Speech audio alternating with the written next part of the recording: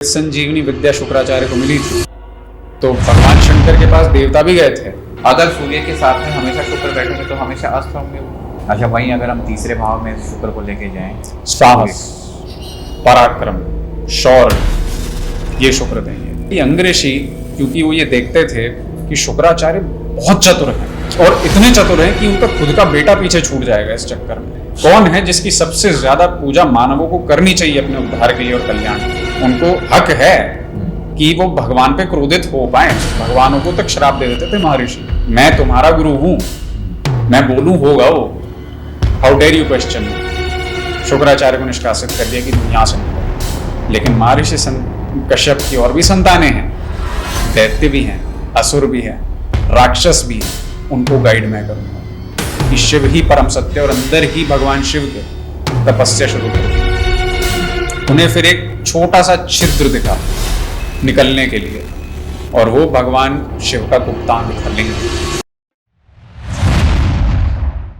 नमस्कार, प्रभु भक्ति में आपका स्वागत है। आप कैसे हैं? हर हर सुरेश्वर शिव शंभु। बहुत अच्छे जी, काफी अच्छा लगा यहाँ पे उपस्थित हो गए।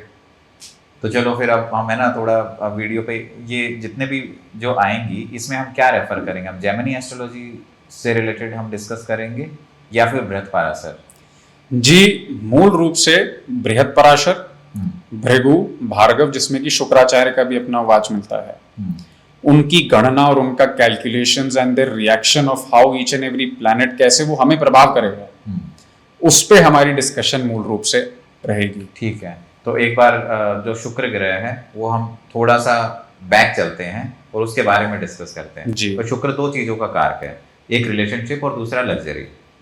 तो अगर वो अस्त हो जाता है तो दोनों पे क्या क्या फर्क पड़ेगा?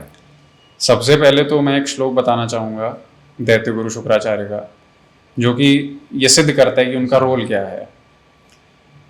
हिम कुंद मृणालाभम असुरम राक्षसम दैत्यानाम परमम गुरुम सर्वशास्त्र प्रवक्तारम शुक्रमावाहयाम्यहम प्रधानम प्रकृतिरेदाहुरलिंग उत्तम गंध वर्ण रेशनम शब्दस्पर्शादिर्वर्जितम आकाशम लिंगमित्योपत्ति सर्वपीठिका अलस सर्वदेवानाम न्यानिर्लिंगम उच्यते। अर्थ ये है कि शुक्राचार्य भृगु, महर्षि भृगु के पुत्र होते थे और उनकी माता काव्य माता थी।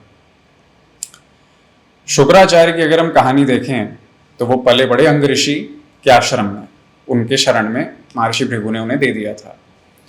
महर्षि भृगु भगवान विष्णु के बहुत बड़े उपासक थे, यहाँ तक कि भगवान विष्णु को जो वरदान मिला था कि पूरे भारतवर्ष में सबसे ज्यादा जिनकी मेन स्ट्रीम पे पूजा होगी भगवान विष्णु और उनके स्वरूपों की ही होगी, ये महर्षि भृगु के आशीर्वाद के कारण ही है। वो भी एक अलग कथा है, उन्होंने अपने पैर से भगवान विष्णु की छाती पे उसे रखा था। तो बहरहाल तो अंग ऋषि के आश्रम में उन्हें भेजा शुक्राचार्य को। एक कथा भी हम आप सुनाई दो। अवश्य। हाँ। तो महर्षि भृगु के एक बार दिमाग में आया कि सर्वोत्तम कौन सा देवता है। ऋषियों के बीच में चर्चा हुई, 11 रुद्र हैं, 8 भैरव हैं, 10 अवतार हैं, विष्णु हैं, मातृकाएं हैं, माता हैं, यक्ष हैं, कौन है जिसकी सबसे ज्यादा पूजा मानवों को करनी चाहिए अपने उद्धार के लिए और कल्याण के लिए। तब वो चले, ब्रह्मा जी के पास पहुंचे। ब्रह्मा जी सुने ही नहीं, क्योंकि ब्रह्मलोक बहुत दूर है। काकभुशुंडी की जो एक कथा आती है, मृत्युलोक से ब्रह्मलोक में जो एक निमेष का वक्त होता है वो एक महायुग के बराबर होता है। एक्चुअल साइंटिफिकली आप देखिए, कोई इंसान स्पेस में जाता है, उसका 1 मिनट और धरती पर रहने वाले 1 मिनट बहुत अंतर है। उसके लिए 1 मिनट यहाँ पे काफी समय बीत जाएगा। तो जाहिर सी बात है ब्रह्मा जी नहीं सुन पाए। फिर वो गए भगवान शंकर के पास। अब भगवान शंकर थोड़े क्रोध में थे कि तपस्या भंग करने आ रहे हैं, तो उन्होंने जोर से हुंकार लगाई शिवलोक से ही। तो महर्षि भृगु वहां से भी चल दिए। फिर वो पहुंचे वैकुंठ। वहां पे भगवान विष्णु लेटे हुए थे आनंद से, और माता लक्ष्मी उनके चरणों पे उनके चरण दबा रही थी। द्वारपालों ने रोका भी नहीं महर्षि भृगु को, वो अंदर चले। वो ओंकार उनके समक्ष खड़े हुए थे, शेषनाग पे लेटे हुए हैं वो आराम से। महर्षि भृगु ने बोला, उठिए भगवान, हम आपसे चर्चा करना चाहते हैं। भगवान विष्णु सुने नहीं। अब वो थे महर्षि, महर्षियों को तो वैसे ही वरदान है, उन्हें अधिकार है भगवान पे गुस्सा होने का, उनको हक है कि वो भगवान पे क्रोधित हो पाए। भगवानों को तक श्राप दे देते थे महर्षि, इतनी शक्तिशाली चीज हुआ करते थे। तो उन्होंने जोर से लात मारी भगवान विष्णु की छाती पे। और आप ह्यूमिलिटी देखिए, भगवान विष्णु इतने हम्बल थे, वो सीधा उनके चरणों पे गिरे कि महाराज क्या गलती हो गई, क्या भूल हो गई हमसे कि आपके जैसे महर्षि हमसे नाराज हो गए। ये कथा थी, और इस कथा से महर्षि भृगु इतने प्रसन्न हुए कि मैं एक मानव, मैं एक महर्षि, और स्वयं ये प्रभु मेरे आगे ऐसे कर रहे हैं, ये ही योग्य है, इनकी पूजा सबसे ज्यादा होनी चाहिए। तब से लेके आज तक आप देखेंगे विष्णु भगवान के स्वरूपों की या विष्णु भगवान के स्वयं की मेन स्ट्रीम में इंडिया में, नॉर्थ इंडिया में या मेजर पार्ट्स ऑफ इंडिया में इनकी ज्यादा पूजा होती है। सही बात है, मतलब भगवान श्री कृष्ण है, भगवान जी। राम है, ये सच बात है। तो अब शुक्राचार्य की कहानी पे आते हैं। शुक्राचार्य अंग ऋषि के आश्रम में बतौर एक शिष्य रहते थे। अंग ऋषि के खुद के पुत्र भी थे जो उसी आश्रम में उनके अंडर पठन करते थे। वो थे बृहस्पति, जो कि आगे जाकर के देवताओं के गुरु बने। तो शुक्राचार्य और बृहस्पति साथ में पढ़ा करते थे, क्लासमेट्स होते थे। हुआ ये कि अंग ऋषि, क्योंकि वो ये देखते थे कि शुक्राचार्य बहुत चतुर हैं, और इतने चतुर हैं कि उनका खुद का बेटा पीछे छूट जाएगा इस चक्कर में। इतनी तीव्र बुद्धि, इतनी समझ शास्त्रों की। और उनका नाम पहले शुक्राचार्य नहीं था, उनका नाम पहले भार्गव था, या उन्हें काव्य के नाम से भी जाना जाता था, क्योंकि वो बातें एक कवि की तरह करते थे। उनकी वाणी एक कविता की तरह लगती थी। तो ऐसे ही प्रश्न उत्तर चलते थे। अंग ऋषि ने पूछा अपने शिष्यों से कि बताओ शिष्यों, मतलब एक परीक्षा के रूप में, कि एक परख लिया जाए कि वाकई कौन सबसे सर्वश्रेष्ठ एक जो है विद्यार्थी है यहाँ पे। उन्होंने पूछा कि सबसे बड़ा दोष क्या है, या सबसे ऐसी कौन सा अंधेरा है जिसने इस पूरे समस्त ब्रह्मांड को घेर रखा है। सारे चुप बैठे थे, कोई सोच नहीं पाए। किसी ने बोला ग्रहण, किसी ने बोला रात्रि, शुक्राचार्य ने बोला ज्ञान। अज्ञान का अंधेरा है जिसने सबको ढक रखा है। अब महर्षि अंगिरस प्रसन्न तो हुए, बट एक संकोच भी था, डर भी था, मेरा बेटा पीछे छूट जाएगा इस सब में। तो शुक्राचार्य को बाकी कामों में लगा देते थे, काव्य को यानी कि भार्गव को, कि जाओ लकड़ी लेकर आओ हवन के लिए, जाओ आश्रम साफ करो। लेक्चर चल रहा है, लेसन चल रहा है, शुक्राचार्य अपने काम कर रहे हैं। एक दिन उन्होंने पूछ ही लिया कि मुनिवर क्या हमसे दोष हुआ, हमें क्यों नहीं बैठने दे रहे आप, क्या हुआ है। तो अंग ऋषि बहुत क्रोधित हुए। उन्होंने कहा तेरी हिम्मत कैसे हुई मुझसे ये प्रश्न भी करने की, मैं तुम्हारा गुरु हूं, मैं बोलूं होगा वो, हाउ डेयर यू क्वेश्चन मी। शुक्राचार्य को निष्कासित कर दिया कि तुम यहां से निकलो। शुक्राचार्य गए, भटकते रहे, फिर वो पहुंचे गौतम ऋषि के पास। गौतम ऋषि ने उन्हें शिव का ज्ञान दिया और ज्ञान दिया, और जैसे जैसे ज्ञान बढ़ता गया शुक्राचार्य का, गौतम ऋषि ने स्वयं उनके आगे हाथ जोड़ लिए कि देखो काव्य, इतना ज्ञान मेरे पास नहीं कि मैं तुम्हें इससे ज्यादा प्रकाशित कर पाऊं, जो तुम अभी जानते हो। इससे ज्यादा तुम्हें इस पूरे विश्व में कोई कुछ सिखा सकता है तो वो स्वयं शिव हैं। तुम शिव के पास जाओ, भगवान शिव की कठोर तपस्या करिए। स्वयं भगवान शिव प्रकट हुए, उन्हें ज्ञान दिया, अनंत चराचर ब्रह्मांड का ज्ञान दिया, ऐसा ज्ञान जो किसी के पास नहीं था। परंतु समय तो समय है, टाइम इज वेरी क्रूअल, किसी के लिए नहीं रुकता। समय बीतता गया, और जैसे ही समय बीता, उस दौरान अंग ऋषि ने अपने अप्रोच से अपने ही सुपुत्र को अपने पावर के बल से, अपने इन्फ्लुएंस से देवताओं का गुरु घोषित करवा दिया। देवराज इंद्र, सूर्यदेव, चंद्रदेव सबके समक्ष शुक्राचार्य वहां ज्ञान ले रहे थे। जैसे ही वो वापस आए, वो आग बबूला हो गए। उन्होंने कहा ये तो कठोर अन्याय है, गलत हुआ ये। तब उन्होंने प्रण लिया कि ठीक है, चलो तुमने महर्षि कश्यप की ऐसे संतानों का गुरु बनाया अपने पुत्र को जो ऑलरेडी देवता हैं, लेकिन महर्षि कश्यप की और भी संतानें हैं, दैत्य भी हैं, असुर भी हैं, राक्षस भी हैं। उनको गाइड मैं करूंगा, उनको बेहतर मैं बनाऊंगा, और ऐसा बनाऊंगा कि वो देवताओं से बेटर बन के दिखाएंगे, देवताओं से ज्यादा शक्तिशाली बनेंगे। उनके अंदर जो दुराचार का भाव है उसको मैं अच्छे पॉजिटिव तरीके से मोल्ड करके और आगे ले जाऊंगा। तो ये शुक्राचार्य की कहानी है, यहां से वो बने राक्षसों के गुरु। ये कौन से युग की बात है? सतयुग, कलयुग, सतयुग, त्रेता? ये बात है सतयुग का, जब अंत चल रहा था, अंत आने वाला था, और त्रेता युग प्रारंभ होने वाला था तब की। तो और भी कथाएं हैं, हालांकि शुक्राचार्य को जब नाम मिला शुक्राचार्य, वो इसलिए मिला था क्योंकि उनको मृत संजीवनी में विद्या हासिल थी, बार बार असुरों को जिंदा कर देते थे और देवता हार रहे थे, और कई असुर तो बहुत ज्यादा निकृष्ट थे। तो खास तौर पे अंधकासुर के समय ये हुआ था, और भगवान शिव ने ये देखा कि शुक्राचार्य बार बार जिंदा कर रहे हैं, ऐसे कैसे चलेगा। अंधकासुर तो डायरेक्ट कैलाश पर्वत और माता पार्वती की तरफ दौड़ा चला आ रहा था। तब महादेव ने क्रोध में शुक्राचार्य को निगल लिया, गुस्से में, बहुत हो गया, अब मेरे अंदर रहो।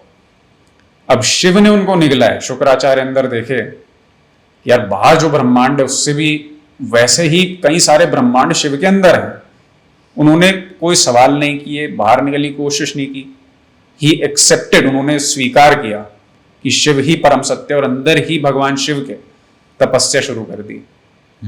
उन्हें फिर एक छोटा सा छिद्र दिखा निकलने के लिए, और वो भगवान शिव का गुप्तांग था, लिंग था। वहां से शुक्राचार्य निकले वीर के रूप में, शुक्राणु शुक्राचार्य। तभी आप देखेंगे इकलौता पूरे आकाश मंडल में शुक्र ऐसा ग्रह है जो सबसे ज्यादा शाइन करता है, चमकता है, वाइट है। तभी वाइट कलर शुक्राचार्य से रिलेटेड बताया है, क्योंकि जब वो स्वयं शिव के शुक्राणु के साथ निकले थे, जरा सोचिए कि किस प्रकार का तेज, किस प्रकार की चमक उनके अंदर होगी।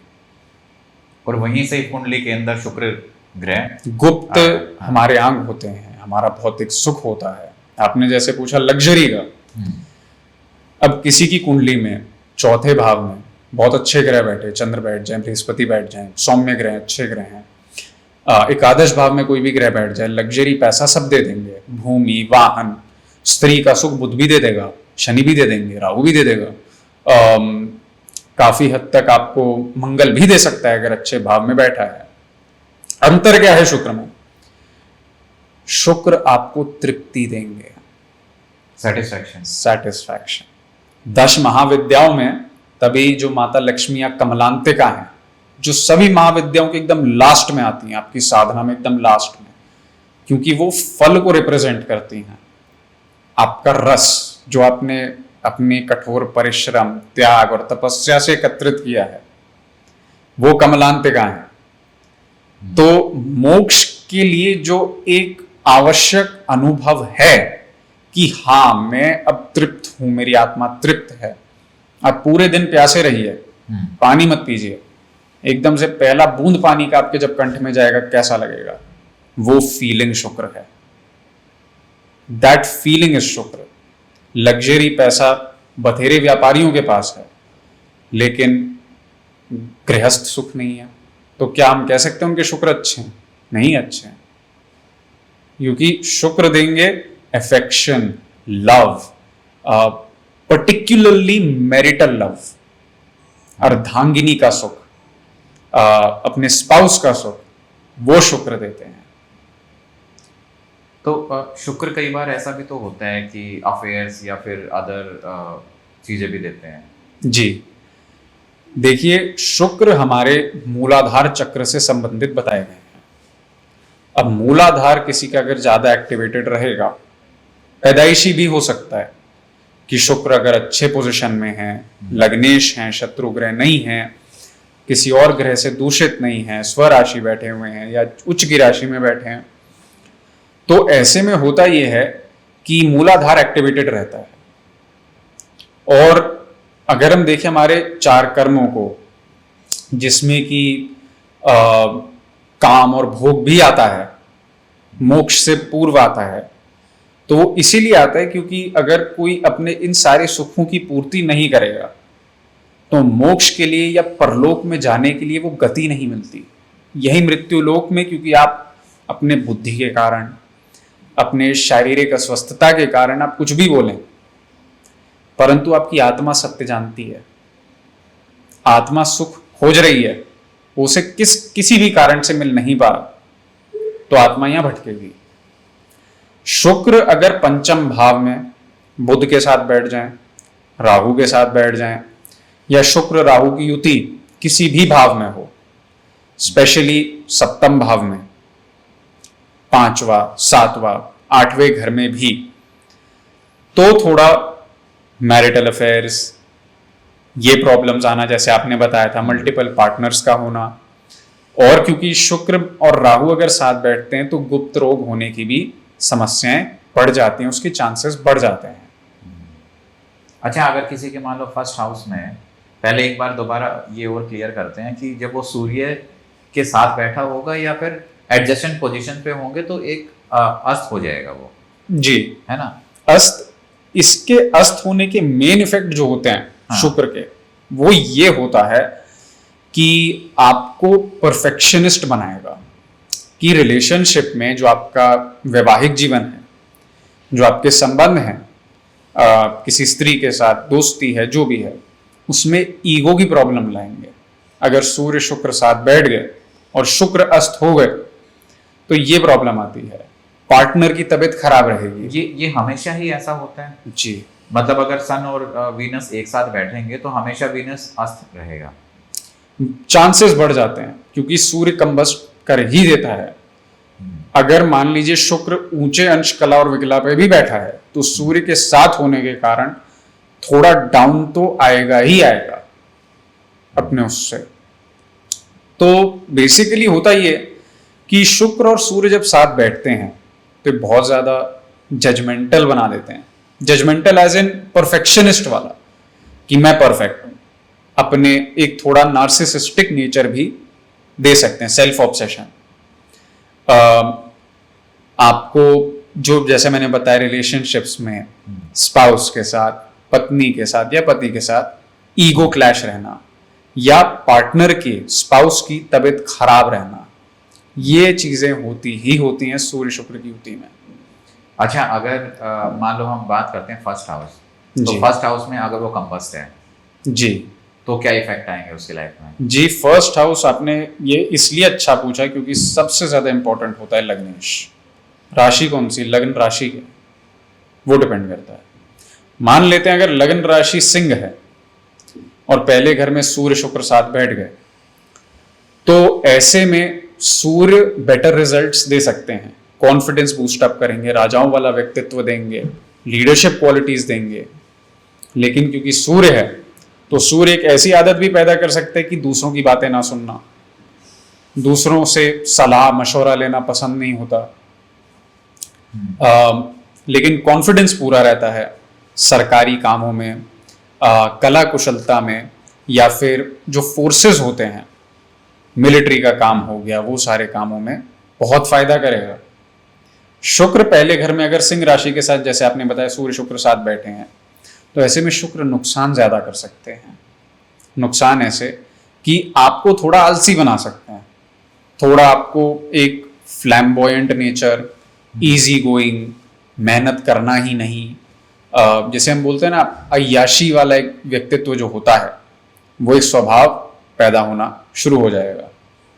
साथ में, क्योंकि मैंने एग्जाम्पल दिया सिंह राशि का, उसके स्वामी सूर्य होते हैं और शुक्र सूर्य को शत्रु मानते हैं, तो शुक्र के दुष्प्रभाव, रिलेशनशिप में अड़चन आना, संबंध टूट जाना, या फिर फीमेल अटेंशन कम मिलना, ईगो की प्रॉब्लम के कारण, क्रोध के कारण, क्योंकि एनर्जी है, शक्ति है, निर्धारित उसको एक सीमा तक ही किया जा सकता है। पहले घर में सूर्य बैठ के ग्रहों के राजा हैं, तो ऐसे में एक राजाओं वाला व्यक्तित्व तो रहेगा, लेकिन ऐसे आदमी को हर किसी की सुननी पसंद नहीं होगी, बहुत किसी, मतलब रेयरली ही किसी की सुनेंगे। पिता से थोड़ा मनमुटाव, ईगो इश्यूज, ये सारी चीजें होती हैं। अच्छा, अगर वो तुला राशि में है, अब उसका जो लग्न राशि वो तुला है, क्योंकि तुला शुक्र की राशि है जी, उस केस में क्या होगा? उस केस में अगर सूर्य पहले भाव में बैठ गए तो हेयर फॉल, हेयर की प्रॉब्लम, दांतों की प्रॉब्लम, पितृ दोष भी लग जाता है। यहां पे हम पितृ दोष देखते हैं। पहले भाव में तुला राशि में शुक्र के साथ सूर्य बैठ गए, पितृ दोष है।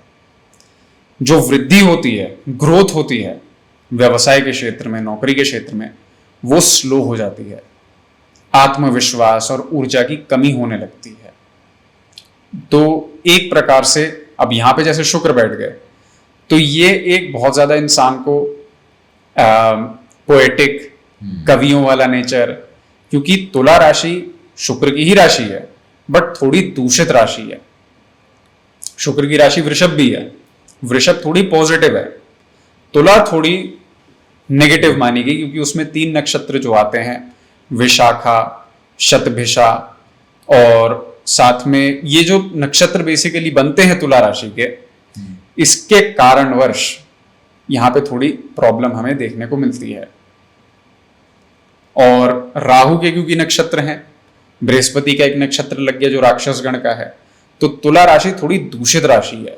षड्यंत्र करने वाली, प्लॉटिंग करने वाली, शारीरिक अस्वस्थता, शरीर में प्रॉब्लम उठना, वीकनेस आना, थोड़ा सा कॉम्प्लेक्शन भी जो होता है बुझ जाता है, चेहरे का ग्लो खिंचता है उससे।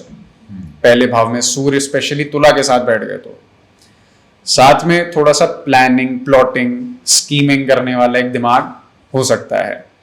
कला कुशलता का शौक रहना, किसी ना किसी प्रकार की कला हो गई, कवित्व हो गया, इन चीजों का इंटरेस्ट बनेगा अगर तुला राशि लग्न है और सूर्य शुक्र साथ बैठे हैं तो। वैसे ऐसा होता है क्या कि अगर जिसके फर्स्ट हाउस में वीनस है तो वो क्रिएटिव होगा या चार्मिंग होगा या फिर उसकी पर्सनैलिटी बाकी लोगों से थोड़ा सा हटके रहेगी? जी, एक पर्सनैलिटी प्राइमरीली जो होती है रोमांटिक होती है, मीठा बोलने वाली, मैग्नेटिक, चार्मिंग होती है। एक आकर्षण और मोहन का जो एक वो देखा जाता है वो होता है प्रथम भाव में शुक्र बैठ गए। साथ में कला को लेकर के बहुत ज्यादा ही डीप इंटरेस्ट रहेगा। ऑपोजिट जेंडर के प्रति इंटरेस्ट, उनकी संगति में रहना, उनसे बात करना, उनके बीच में रहना, ये बढ़ जाती हैं चीजें। खास तौर पे अगर शुक्र उच्च की राशि में है, लग्न राशि धनु हो गई, क्योंकि धनु में शुक्र बहुत अच्छे बैठते हैं, लग्न राशि मीन हो गई, कन्या में थोड़े शुक्र खराब हो जाते हैं, कर्क में थोड़े डगमगा जाते हैं, वृषभ हो गई, तो इन सब में शुक्र के अच्छे पॉजिटिव इफेक्ट्स देखने को मिलते हैं। यही अगर हम सेकंड हाउस की बात करें, यहाँ शुक्र खराब हो जाते हैं, यहाँ धन चला जाता है। यहाँ पे होता यह है कि ऐसे में क्योंकि शुक्र को धन संचित करना ज्यादा पसंद नहीं, शुक्र कहते हैं कि अपने ऊपर लगाओ अपना धन। धन किस लिए है? लक्ष्मी क्या है? चर है। माता लक्ष्मी शुक्राचार्य की बहन भी मानी गई हैं, और वही माता लक्ष्मी भगवान विष्णु की अर्धांगिनी भी हैं। लेकिन जो जीजा साले हैं ना, भगवान विष्णु और शुक्राचार्य दोनों एंटी हैं, दोनों की एक दूसरे से नहीं बनती। तो इस कारण से होता यह है कि शुक्राचार्य को जो लक्ष्मी, उनके थ्रू जो लक्ष्मी का आवाहन होता है, जिस प्रकार की लक्ष्मी शुक्र देते हैं या राहु देंगे, वो होती है चर लक्ष्मी। आपके पास पैसा आया, आपने अपने मानसिक और भौतिक सुख पे उसे लगा दिया, अपनी लग्जरी पे खर्च दिया, कोई अच्छी चीज अपने लिए खरीद ली, अपनी वाइफ को गिफ्ट कर दी, अपना घर और सुंदर बनाया, डेकोरेट किया। बेसिकली थोड़ा आप पैसा थोड़ा लगाएं, अपनी लाइफस्टाइल को बेटर बनाएं, अपने आप को बेटर बनाएं, ये शुक्र का एम है। दूसरा जो भाव होता है वहां पे आइडियल बैठे तो बृहस्पति होते हैं, वाचस्पति हैं, वाक शक्ति देते हैं, power of speech to control and subjugate people, वश में करना, बृहस्पति उसके देवता हैं। तो दूसरे भाव में वो बृहस्पति का घर है आइडियली जो माना गया है। बुध भी वहां पे ठीक बैठते हैं, लेकिन शुक्र यहां जब बैठ जाते हैं तो ऐसे में इंसान ना चाहते हुए भी, होते हैं ना कुछ लोग जो गलत मोमेंट पे गलत बात बोल देते हैं, ना चाहते हुए भी, किसी के मरने पे आए हैं, कोई कॉमेडी की बात बोल दी, मतलब आप समझ रहे हैं? हाँ। वो चीज होती है जब शुक्र दूसरे घर में बैठते हैं। तो अगर ये एक तो नॉर्मल बैठे और दूसरा अस्त होके बैठे, जी, ठीक है, कम्बस्ट है, तो दोनों में क्या डिफरेंस रहेगा? दोनों में ये अंतर रहेगा कि शुक्र के दुष्प्रभाव थोड़े कम हो जाएंगे दूसरे घर में, अगर अस्त हैं तो, इन जनरल मान लेते हैं। लेकिन अगर सूर्य के साथ शुक्र बैठे हैं दूसरे भाव में तो बहुत प्रॉब्लम है। फैमिली लाइफ और आपके फ्रेंडशिप्स को पूरा उथल पुथल बना देंगे, ये चीज होती है। क्योंकि दूसरा जो भाव है केवल वाणी का ही नहीं, कुटुंब का भी है, साथियों का भी है, जो आपके मित्र होते हैं उनका भी भाव माना जाता है, जिह्वा और दंत का भी होता है। शुक्र यहां बैठेंगे तो दांतों की, गम्स की, मसूड़ों की, जीभ कट जाना, जीभ जल जाना, मुख में कोई ना कोई प्रॉब्लम रहना, वाणी का दूषित हो जाना। होता यह है कि शुक्र जिसके दूसरे भाव में होंगे ना, ये किसी को कुछ भी बोलेगा, लोग कन्विंस नहीं होंगे, ये होता है।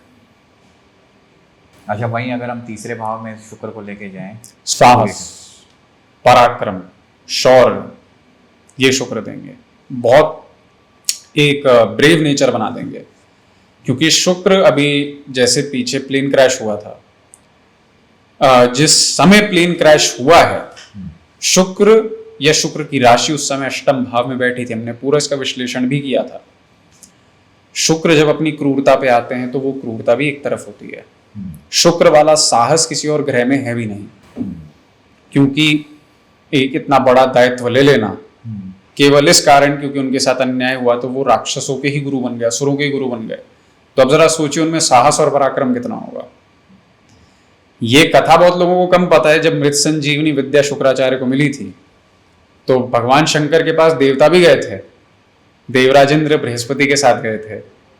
उन्होंने पूछा कि ऐसी क्या विद्या है, हमें भी कुछ ऐसा चाहिए। भगवान शिव ने कहा मृत संजीवनी विद्या होती है जिससे मुर्दे को जिंदा किया जा सकता है, लेकिन यह विद्या की विधि ऐसी है इस साधना की कि 1 वर्ष तक किसी बरगद के वृक्ष पे उल्टा लटक के 1 साल तक निरंतर ना कुछ खाना है ना कुछ पीना है, धुआं होता है ना, धुएं को सूंघना है, धुएं को सूंघते रहना है और उससे अपनी भूख पूरी करनी है।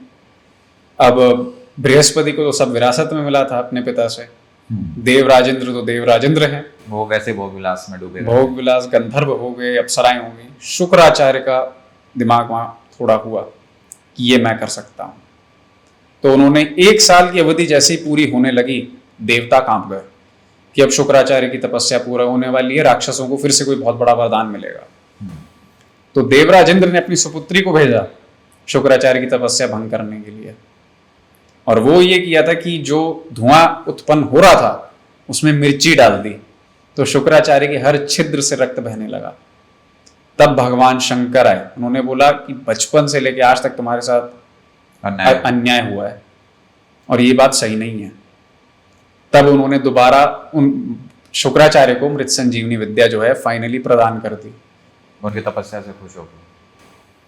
तो ये कारण है कि शुक्राचार्य जो है बेसिकली साहस, पराक्रम, शौर्य, तृतीय भाव में अगर शुक्र बैठ जाए तो संचय करने की जो एक शक्ति होती है कि आप अपने मन में चल रही बात को बोल पा रहे हैं साहस के साथ, सुडौल भुजाएं देंगे आपको। जो भुजा होती है, हाथ होते हैं, उसमें बल और उसमें एक शेप, वो शुक्र तृतीय भाव में दे देंगे। ये होता है जब शुक्र तीसरे भाव में बैठते हैं। और अगर सन के साथ में बैठे हो जी, तो अच्छा, थोड़ा सा मैं इस चीज को लेकर कंफ्यूज हूँ कि 2 चीजें हैं। एक तो अगर सूर्य के साथ में हमेशा शुक्र बैठेंगे तो हमेशा अस्त होंगे वो। देखिए पूर्ण रूप से अस्त तो नहीं हो सकते, वो डिपेंड करेगा फेज पे। शुक्र एक राशि में बैठते हैं लगभग 25 दिनों तक, अगर वक्री हो गए तो 45 दिनों तक, फिर वो दूसरी राशि में चले जाते हैं और उनकी डिग्री 0 से स्टार्ट होती है। तो अगर यहाँ पे अस्त का हमारा मतलब ये है कि उसकी डिग्री हाईएस्ट है? नहीं, अस्त का मतलब होता है जब डिग्री लोएस्ट होती है। जब डिग्री लोएस्ट होती है, जब डिग्री हाईएस्ट होती है तब तो प्लैनेट अपने पूरे तरीके से फंक्शन करता है। उसको क्या बोलते हैं? उसको बोलते हैं पूर्ण बली। अच्छा, पूर्ण बली, और पूर्ण रूप से पूर्ण बली तब होता है जब स्वराशि या एक प्रकार से मित्र ग्रह की राशि में बैठ जाए, और तो बहुत ज्यादा बल मिल जाता है फिर ग्रहों को, तो वो पूर्ण रूप से अपना बल दिखाते हैं। अच्छा, तो अगर कंक्लूड किया जाए तो ये है कि सन के साथ में ऐसा जरूरी नहीं है कि वो अस्त रहेंगे, लेकिन मैक्सिमम बार ऐसा होता है जी, कि वो अस्त रहेंगे। थोड़ा कम्बस्ट तो होगा। कम्बस्ट अगर होगा। मान लेते हैं शुक्र राशि परिवर्तन करने ही वाले हैं, मान लेते हैं वो 27, 28 या 30 डिग्रीज में बैठे हैं, सूर्य के साथ उनकी युति हो गई, क्योंकि सूर्य हर नए महीने नए राशि में जाते हैं, जिसे संक्रांति बोलते हैं। तो ऐसे में शुक्र के थोड़े अंश कला और विकला पे प्रभाव पड़ता है। तो थोड़ा सा अगर मान लीजिए वो 29 पे हैं, सूर्य आ गए, सूर्य के साथ किसी ना किसी प्रकार से बैठ गए, तो वो 29 से 25, 24 पे आ सकते हैं, मतलब कम्बस्ट तो होंगे। तो हमारा जो डिस्कशन है वो सन और वीनस को लेके है जी, है ना? ठीक है, तो ये क्लियर करना थोड़ा सा जरूरी था। जी। तो हम बात करते हैं फोर्थ हाउस, जी, है ना? फोर्थ हाउस में अगर सन एंड वीनस कॉम्बिनेशन है, या फिर पहले अकेले वीनस अगर है तो क्या होगा, अगर उसके साथ में सन आ जाए तो क्या होगा? जी। चौथा घर होता है माँ का, घर का, जहां पे आप पैदा हुए हो, आपकी मदर, काफी हद तक आपका परिवार, आपके घर का माहौल, जैसे हम कहते हैं मातृ सुख, घर का माहौल होना, गाड़ी घोड़ा वाहन भूमि, जो घर से मिलता है, एक पैदाइशी एंसेस्ट्रल, वो होता है चतुर्थ भाव। छाती, फेफड़े, हृदय, ये चतुर्थ भाव है। यहां पे अगर शुक्र बैठ जाते हैं तो बहुत अच्छे बैठते हैं। पैदाइशी लग्जरी, जैसे आप बोलते हो ना लग्जरी वाला एंगल, यहां पे शुक्र लग्जरी देंगे, धन वाली, पैसा, बड़ी गाड़ियां, बड़े बंगले, मां से बहुत सुख, मतलब घर में बहुत सुख मिलेगा। जहां पे स्पेशली जन्म होता है जातक का, मां के पास बहुत अच्छी फीलिंग आएगी, बहुत चैन सुकून मिलेगा। लेकिन चौथे घर का शुक्र किसी ना किसी रूप से धूम्रपान की तरफ भी आपको ले जा सकता है, स्मोकिंग की तरफ। वैसे तो ज्यादातर राहु का काम होता है, लेकिन शुक्र भी अगर चौथे भाव में बैठ गए तो चांसेस बढ़ जाती हैं धूम्रपान की आदत डलने की, स्मोकिंग की आदत डलने की। और थोड़ा थोड़ा तो क्या, जैसे प्रथम भाव का शुक्र इतना असर नहीं डालेगा, चौथे भाव का शुक्र तो बहुत ज्यादा ही आलसी बना देता है। पढ़ाई लिखाई, हायर एजुकेशन में, उच्च शिक्षा में थोड़ी बाधा लाएगा शुक्र, क्योंकि वो एम्बिट या वो कार्य बृहस्पति का है, उच्च शिक्षा का। वही अगर सन के साथ में अगर आ जाए तो जी। अब अगर सूर्य बैठ गए चतुर्थ भाव में, चाहे वो शुक्र के साथ हो या अकेले बैठे हो, तो गृहस्थ संकट उत्पन्न करेंगे। घर में थोड़ा एक गुस्से का माहौल बना रहना, पिता की ओर से थोड़ा तनाव रहना घर के अंदर, ये सारी चीजें होती हैं जब सूर्य चौथे घर में बैठते हैं। हार्ट रेट, या फिर आपका हमारा जो हृदय होता है, हार्ट रेट में इम्बैलेंसेस होना, छाती में दर्द उठना, खांसी, बलगम, कफ बनना, ये चीजें बढ़ जाती हैं। खास तौर पे सूखी खांसी, जो कि कंठ से ज्यादा निकलती है। यहां पे जब सूर्य चौथे घर में बैठ जाता है तो ये चीजें होती हैं। सूर्य शुक्र अगर साथ बैठ गए तो मोटा मोटा घर से लग्जरी मिलेगी, पैसा मिलेगा, गाड़ी घोड़ा सब रहेगा, लेकिन वही स्पाउस की जगह माता की तबीयत खराब रहेगी, माता की सेहत पे असर पड़ेगा, माँ की सेहत पे असर पड़ेगा, किसी न किसी रूप से मानसिक या शारीरिक रूप से कष्ट उत्पन्न होगा। साथ में ही चतुर्थ भाव में थोड़ा जो एक पढ़ाई लिखाई वाला एंगल होता है, उसमें ईगो बीच में आ जाती है। कॉलेज यूनिवर्सिटी लाइफ में थोड़ा, जैसे हम बोलते हैं ना कि एकदम से ईगो प्रॉब्लम आ गई, जिसकी वजह से पढ़ाई पूरी नहीं हो पाई, लड़ाई झगड़ों में बहुत इन्वॉल्व रहते थे। तो चतुर्थ या नौवें घर में अगर कोई क्रूर ग्रह बैठा होता है तो ये हमें देखने को मिलता है। खास तौर पे मंगल, सूर्य। नवम भाव में शनि बहुत अच्छे बैठते हैं, हालांकि वो सूर्य का भाव है, बट शनि क्योंकि भक्ति में बिलीव करते हैं, न्याय में बिलीव करते हैं, हार्डवर्क में, एफर्ट में, धर्म में, रिलीजन में, तो इस वजह से शनि बहुत हेल्प कर देते हैं।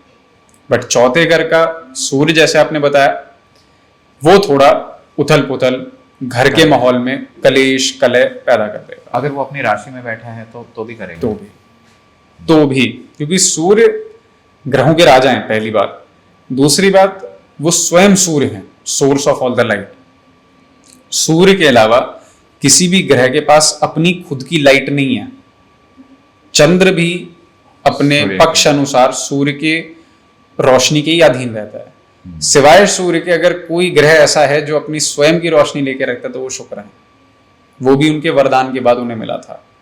वो तो क्योंकि खुद ही चमकते हैं, तभी हीरा, ओपल, ये जो 2-3 रत्न होते हैं शुक्र से संबंधित बताए गए हैं, ये अलग से चमकते दिखेंगे आपको।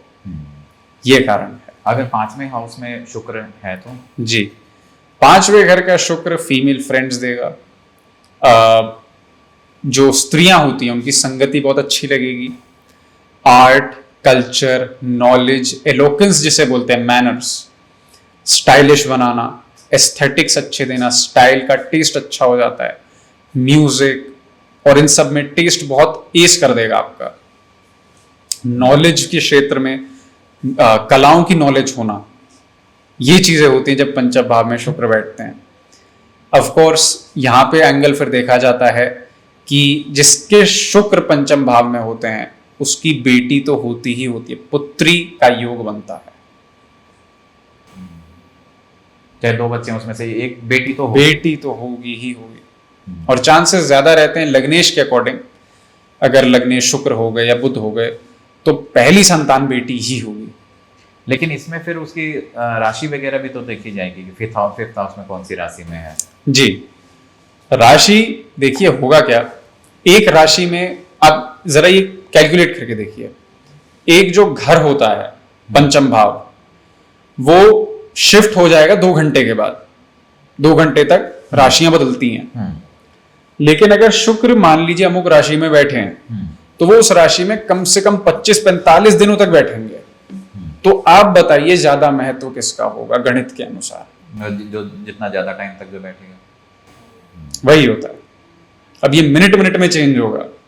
अब जिस राशि के साथ बैठेंगे वहां पे थोड़ा उसका प्रभाव तो रहेगा ही, परंतु जिस भाव में बैठे हैं वो बहुत एम्पलीफाइड इफेक्ट दिखाता है।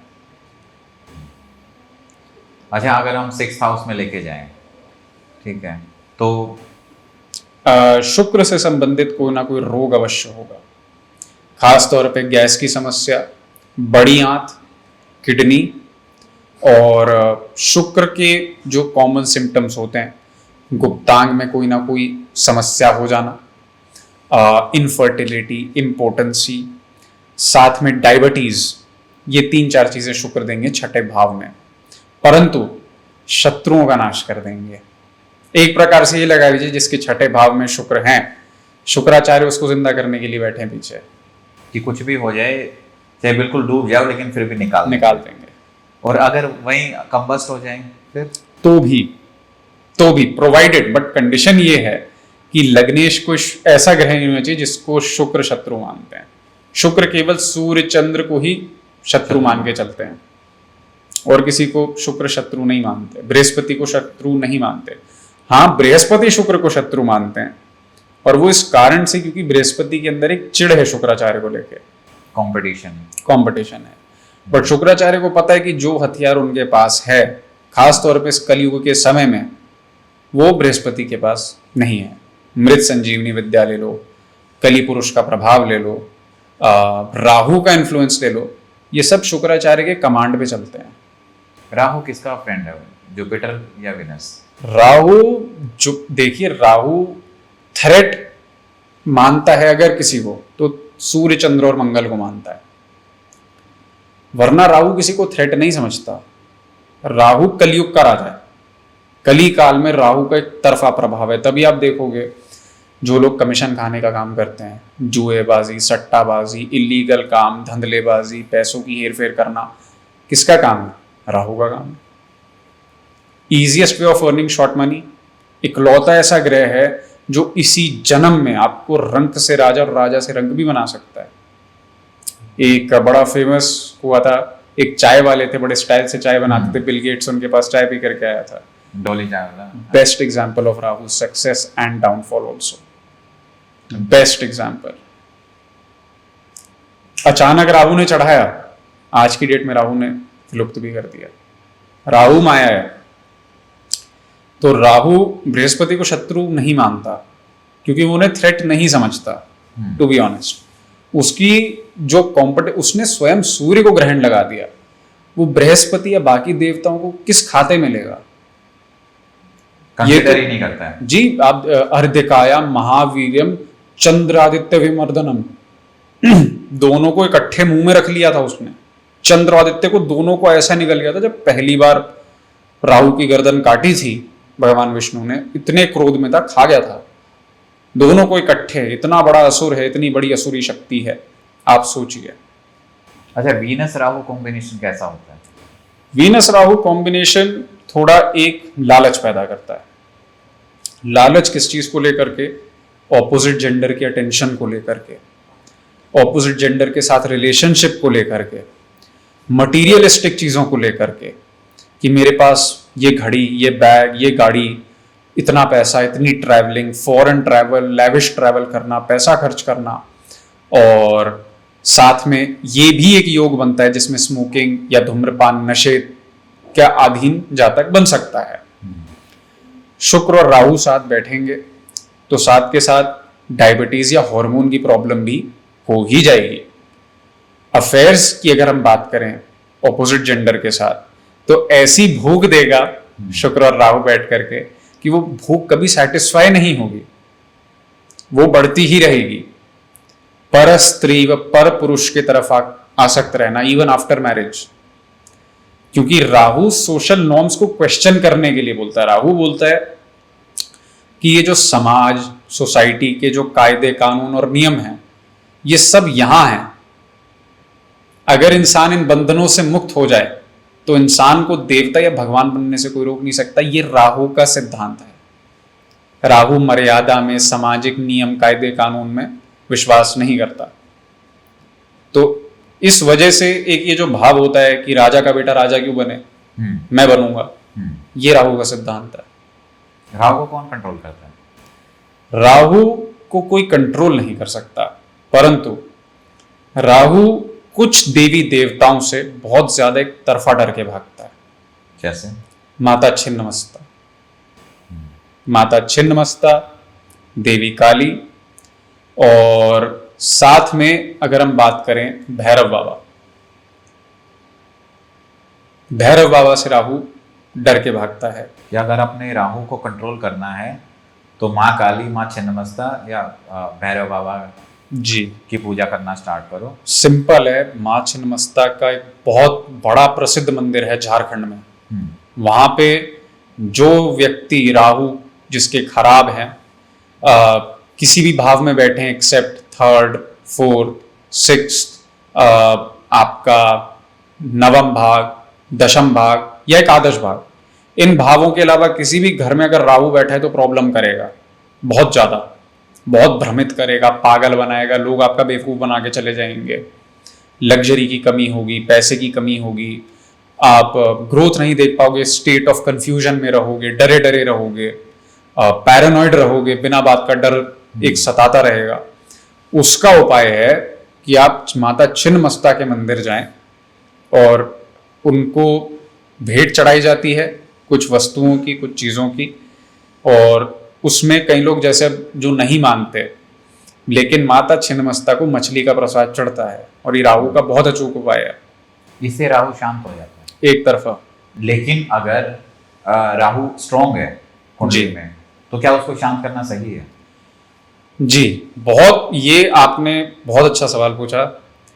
राहु अगर मान लेते हैं अच्छा है, जैसे मान लो कि कन्या लग्न है, 6th हाउस राहु, जी ठीक है, अब क्या राहु को शांत करना जरूरी है? जी, 6th हाउस का राहु कुंभ राशि के साथ ऐसे में बैठेगा कन्या लग्न होने के बावजूद। कुंभ लग्न में राहु बहुत, कुंभ राशि में सॉरी, राहु बहुत अच्छा बैठता है छठे भाव में। लेकिन राहु की जब भी दशा आएगी, लग्नेश बुध हैं, राहु पूरा सपोर्ट करेगा, शत्रुओं को गिरा देगा, लेकिन छठे भाव का राहु बीमारियां भी देगा। बीमारी, अपर बॉडी की बीमारी, गर्दन से लेकर के कमर तक जो धड़ होता है, यहां पे राहु प्रभाव करता है, दिमाग को थोड़ा बहुत भ्रमित करेगा। और अगर अच्छा भी है, अच्छा है, आपको मिराक्युलस रिजल्ट्स दे सकता है, चमत्कार, गड़ा हुआ धन मिल जाना, अचानक से दोस्तों से, श्रेष्ठ मित्रों से सहायता मिलना, ये राहु आपके साथ करेगा। लेकिन राहु भूख बढ़ाएगा। भूख कैसे? आपके शत्रुओं का नाश जैसे जैसे होता रहेगा, आपका दिमाग आपके शत्रुओं में ही घुसा रहेगा। वो एक पागलपन राहु क्रिएट कर देगा, एक ऑब्सेशन क्रिएट कर देगा कि नहीं यार, थोड़ा और शत्रुओं का नाश होना चाहिए। राहु का काम है भूख बढ़ाना, और उस भूख की कोई सीमा, कोई अंत, कोई लिमिट नहीं होगी। बेस्ट राहु की पोजीशन है 11वां घर, आइडियल, सारे लाभ देगा राहु, बढ़ते बिगड़े काम यूं बना देगा जैसे उसकी दशा आएगी किसी भी प्रकार से। लेकिन राहु 11वें घर में अगर बैठता है तो ऐसा आदमी कभी भी अपने लाभ से संतुष्ट रहेगा ही नहीं। उसके पास अगर लाभ आना है कितने भी रुपए का, मन ही मन सोचेगा यार इससे ज्यादा भी हो सकता है, थोड़ा और होता तो अच्छा होता, ये अच्छा है लेकिन मुझे थोड़ा और चाहिए था। ये लालसा और भूख राहु पैदा करता है। तो उसको राहु को अगर शांत करेंगे तो ये चीजें जैसे रोग, बीमारी, कर्ज वगैरह ये सब चीजें राहु को सिर्फ और सिर्फ एक ही ग्रह शांत कर सकता है। शुक्र तो राहु को चढ़ा देंगे और ज्यादा कि जा और कर, और अपनी भूख बढ़ा, दुनिया पे राज कर। शुक्राचार्य यही तो बोल रहे हैं राहु को भाई कि अभी शांत नहीं बैठना, आलस नहीं करना, देवताओं को हराना है, इंद्रासन चाहिए, स्वर्ग चाहिए हमें, we don't have the time to rest.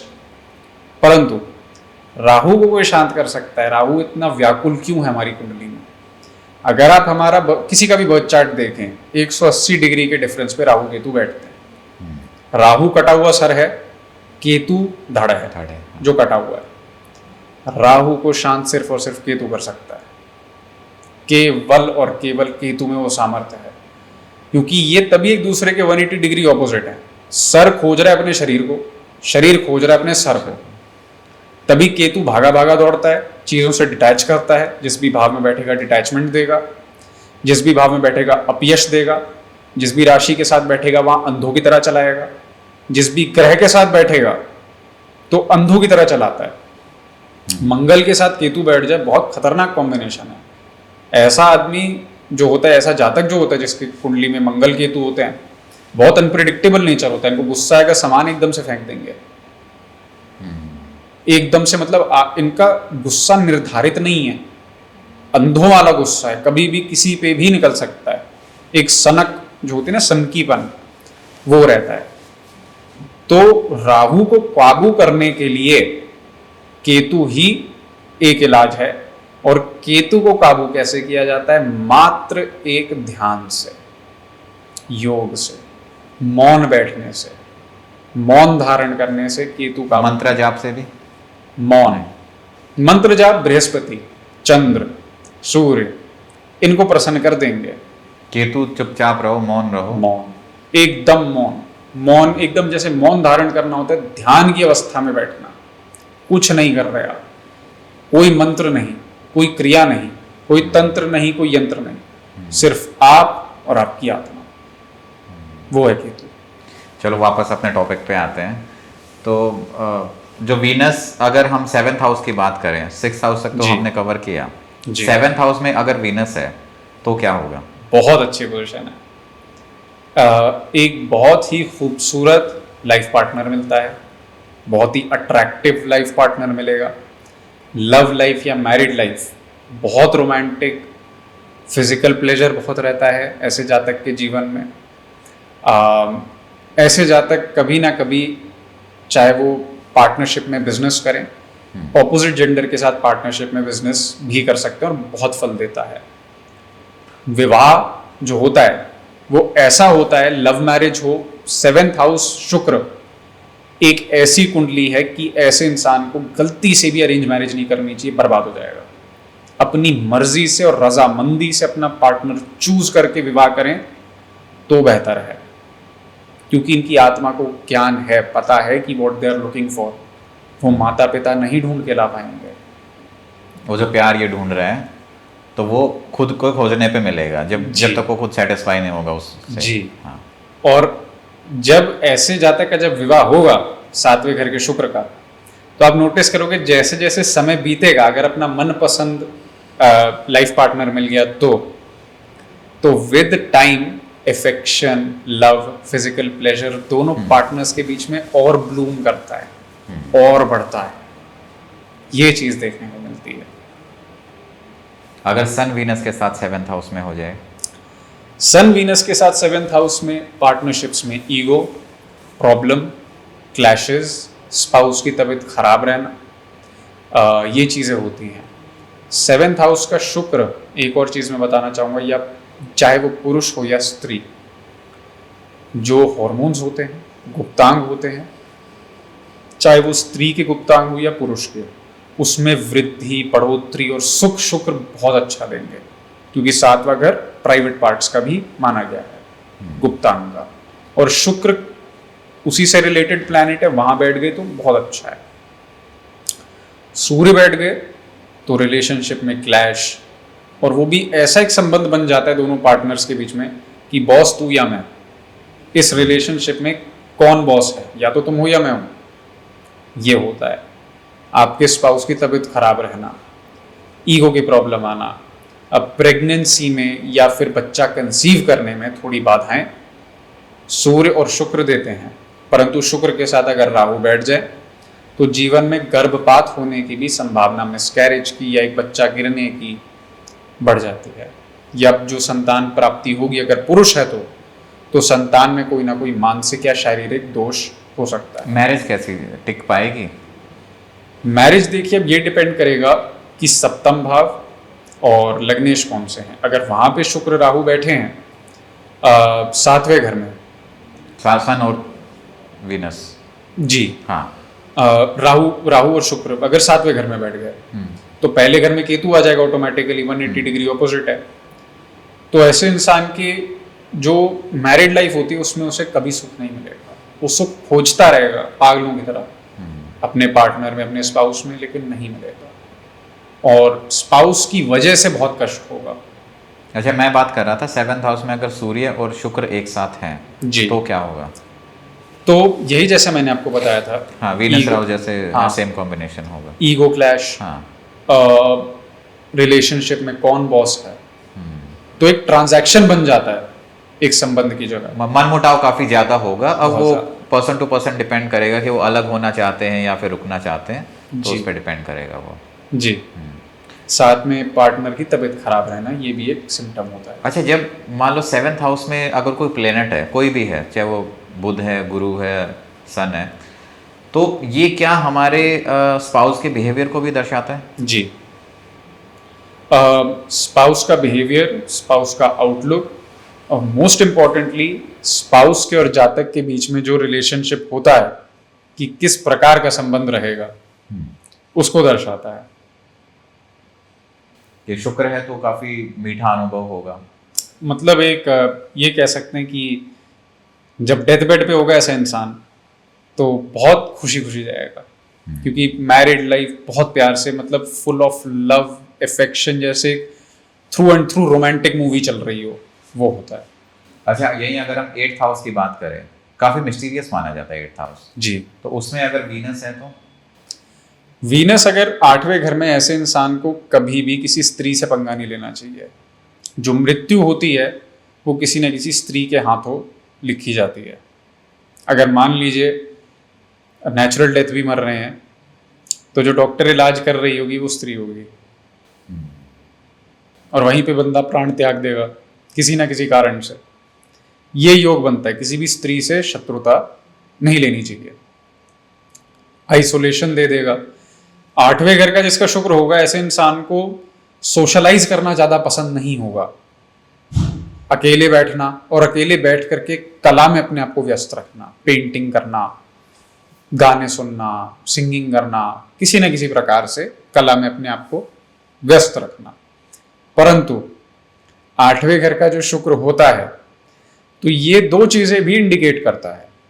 पहला कि इन लॉज से, जो ससुराल होता है, उनसे बहुत प्यार रहेगा, लेकिन ये एक तरफ और इशारा करता है कि ससुराल की ओर से कोई ना कोई नाजायज संबंध भी बन सकते हैं किसी ना किसी के साथ। शुक्र अगर अष्टम भाव में हो, और खास तौर पे अगर तुला राशि के साथ हो, वृश्चिक के साथ बैठ जाए, मेष के साथ बैठ जाए, सिंह के साथ बैठ जाएं तो इसकी संभावनाएं बढ़ जाती हैं। तो ये दोनों के लिए सेम रहेगा, लड़का और लड़की?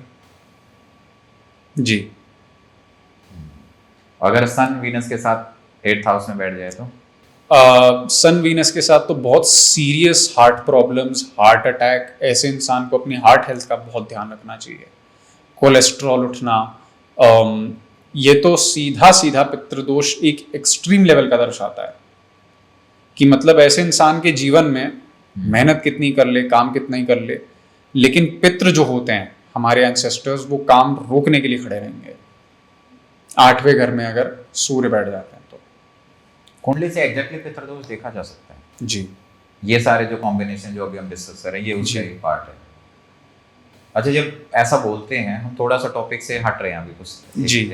इसको डिस्कस कर रहे हैं अभी, कि लोग बोलते हैं कि पितृदोष है, तो पितृदोष के लिए फिर उन्होंने पूजा भी करा ली, ठीक है, या कुछ उपाय वगैरह कर लिए, बट जब भी कोई कुंडली देखेगा तो वो बोलेगा कि पितृदोष है। जी देखिए, जो मैंने इस पे काफी पहले चर्चा भी करी थी, जो एक्चुअल में पूजा क्रिया कर्म होते हैं, जो वेदों में लिखा गया था, वो 24 घंटे से कम के नहीं होते थे। आज की डेट में छोटे उपाय, तर्पण निकाल लिया, सारी चीजें कर ली पितरों के लिए, ठीक है, परंतु हमारी कुंडली में जो दोष लिखा है वो आजीवन रहता है। कोई भी पूजा अपना असर या अपना प्रभाव, अनुष्ठान मूल रूप से अगर कोई उग्र देवी का है, बहुत बड़ी शक्ति का है, तो 1 साल भर, और अगर छोटा मोटा हवन है तो 1 महीने तक, या कुछ केसेस में 24 घंटे तक ही असर दिखाता है। उसके बाद वो असर फेड होने लगता है। कलयुग के प्रभाव मान लो, बाकी एनर्जीज मान लो, उस वजह से। तो जो दोष है, जैसे काल सर्प है, काल सर्प दोष हो गया किसी की कुंडली में, कई लोग पूजा करवा के आ जाते हैं उसकी। हाँ, ये बहुत बेसिक क्वेश्चन होता है कि जी, दिखाया काल सर्प दोष है, पूजा कराई, उसके बाद दोबारा दिखाया तो उन्होंने बोला कि दोष है। जी होगा, दोष तो आजीवन रहेगा, आजीवन रहेगा। मैंने कितनों को देखा है, काल सर्प दोष है, पूजा करा ली, बहुत बड़ी बड़ी पूजाएं, उज्जैन जा करके काल सर्प की पूजा कराई, पूरा मतलब, फिर भी आज भी मैं उनकी कुंडली देखता हूं तो काल सर्प का दुष्प्रभाव देखने को मिलता ही मिलता है। वो तो देखो कॉम्बिनेशन से तो पता लग जाता है जी, प्रभाव, लेकिन अगर पूजा अच्छे से हो तो फिर दुष्प्रभाव नहीं दिखता है। यूं मान लीजिए कि जो उसकी वॉल्यूम है या उसकी इंटेंसिटी है वो थोड़ी कम हो जाएगी, दोष एकदम कटेगा नहीं, वो आजीवन सताता रहेगा। ये बात तो है ही। तो वो तो हम पिछले जन्म से ही लेके आए हैं, फिर उपाय करके उसकी थोड़ी इंटेंसिटी कम करी जा सकती कि आपको थोड़ा कष्ट कम हो, इतना दारुण दुख प्राप्त ना हो जैसा बिना उपाय के होता है। हाँ। तो इस वजह से उपाय कराए जाते हैं ताकि मिनिमल इफेक्ट किसी भी दोष का मिले। काल सर्प योग भी है, दोष भी है, हर चीज के प्रोज एंड कॉन्स होते हैं। जैसे अष्टम भाव में अगर सूर्य है, हार्ट प्रॉब्लम देगा, सारी चीजें करेगा, काम रोकेगा, लीडरशिप क्वालिटीज रोक सकते हैं, कॉन्फिडेंस में, ऊर्जा में, एनर्जी लेवल्स में कमी देंगे, हड्डियों की समस्या बहुत खतरनाक पैदा कर सकते हैं, हड्डियां कमजोर हो सकती हैं, गंजापन, टकलापन जिसे हम बोलते हैं, बालों का झड़ना, दांतों का जल्दी गिर जाना, दांत कमजोर रहना, दांतों का कालापन होना, वीकनेस, कैविटी, कोई ना कोई डेंटल इशू बहुत सीरियस हो जाता है अष्टम भाव में सूर्य के बैठने से। लेकिन कैच ऐसा है कि किसी के अगर अष्टम भाव में सूर्य बैठे हैं, तंत्र साधना के लिए बहुत गोल्डन है। वीनस का भी सेम रहता है, सन और वीनस अगर दोनों बैठ जाएं तो ये तो एक डेडली कॉम्बिनेशन हो गया कि वो या तो पिछले जन्म में भी तो तांत्रिक हो सकता है। बिल्कुल, पिछले जन्म के अगर हम तांत्रिक होने की संभावनाएं देखें तो अष्टम भाव में जब मूल रूप से राहु बैठेगा तो ये वही कोई जाता है जो पिछले जन्म की कोई क्रिया या साधना छोड़ करके आया है और ये इस जन्म में पूरी करनी है। सूर्य, और क्योंकि अष्टम भाव होता है गुप्त विद्याओं का, तंत्र का, खास तौर पे जो रहस्यमयी चीजें होती हैं, अननोन एंटिटीज, हॉरर स्टोरीज, भूत प्रेत, इन सब में उसकी रुचि रहेगी जी। और इसके प्रति जो तांत्रिक साधनाएं होती हैं उसमें सूर्य और शुक्र बहुत साथ देंगे, खास तौर पे शक्ति के उग्र स्वरूपों की, चामुंडा देवी, माँ दुर्गा हो गई, माँ बगलामुखी हो गई, माँ लक्ष्मी के तांत्रिक स्वरूप हो गए, देवी तारा हो गई, इन सब की पूजा अर्चना के लिए, इनकी साधना के लिए, या देवी काली भी हो गई, दक्षिणा काली, उनके लिए बहुत अच्छा रहता है अष्टम भाव के सूर्य शुक्र की युति। वहीं अगर हम थोड़ा आगे बढ़ें कि 9th हाउस में अगर वीनस है, 9th हाउस भाग्य का माना जाता है, धर्म और भाग्य, तो इसमें वीनस कैसे प्रभाव देगा? जी, शुक्र अगर नवम भाग में बैठते हैं तो लंबी दूरी की यात्रा बहुत अच्छे से करवाएंगे, खास तौर पे तीर्थ स्थलों की, सुंदर भव्य मंदिरों में जाना, वहाँ पे अच्छे से कंफर्टेबली दर्शन हो जाना, बहुत सुखी सुखी जाना, सुखी आना, और आपको बहुत सुख की एक अनुभव होगा नवम भाग में अगर शुक्र बैठते हैं। 90% चांस रहती है अगर 9th हाउस में शुक्र हो तो या तो माँ लक्ष्मी या कोई ना कोई देवी या कृष्ण पूजन की तरफ इंडिकेट करते हैं, क्योंकि एक ब्लिस, सुख, एक बहुत ही एक प्रो रोमांटिक वाला जो एक टोन होता है भक्ति का, प्योरली लव बेस्ड, वो होता है। शुक्र 9वें घर में बैठेंगे तो यहाँ पे भी थोड़ा उच्च शिक्षा में, हायर एजुकेशन में प्रॉब्लम लाएंगे, बाधाएं आएंगी, समस्याएं आएंगी। जो पिता का धर्म होता है, पिता से बहुत प्यार होगा, 9th हाउस में जिसके शुक्र होगा, अपने फादर से अफेक्शन बहुत होगी, लाइक वेरी, कि उनको लुकअप करना, काफी अटैच्ड रहेंगे। जी, पितरों का जो एक धार्मिक एक पद्धति है उसके प्रति एक लगाव रहना, साथ के साथ लेकिन शुक्र अगर 9वें घर में बैठ जाते हैं तो थोड़ी संभावना देते हैं धर्माचरण की, थोड़े दूसरे धर्मों के विषय पे जानने की जिज्ञासा वो बढ़ जाती है। और सन वीनस दोनों साथ में 9th में हो? सबसे पहले तो मैं जैसे अलग बताता हूँ दोनों की युति, हाँ। फिर आपको बताएंगे। हाँ। सूर्य 9वें घर में बैठेगा, घमंडी बना देगा, बाप के पैसे का घमंड, दादा के पैसे का घमंड, ईगो बहुत ज्यादा सूर्य 9th हाउस में दे देंगे।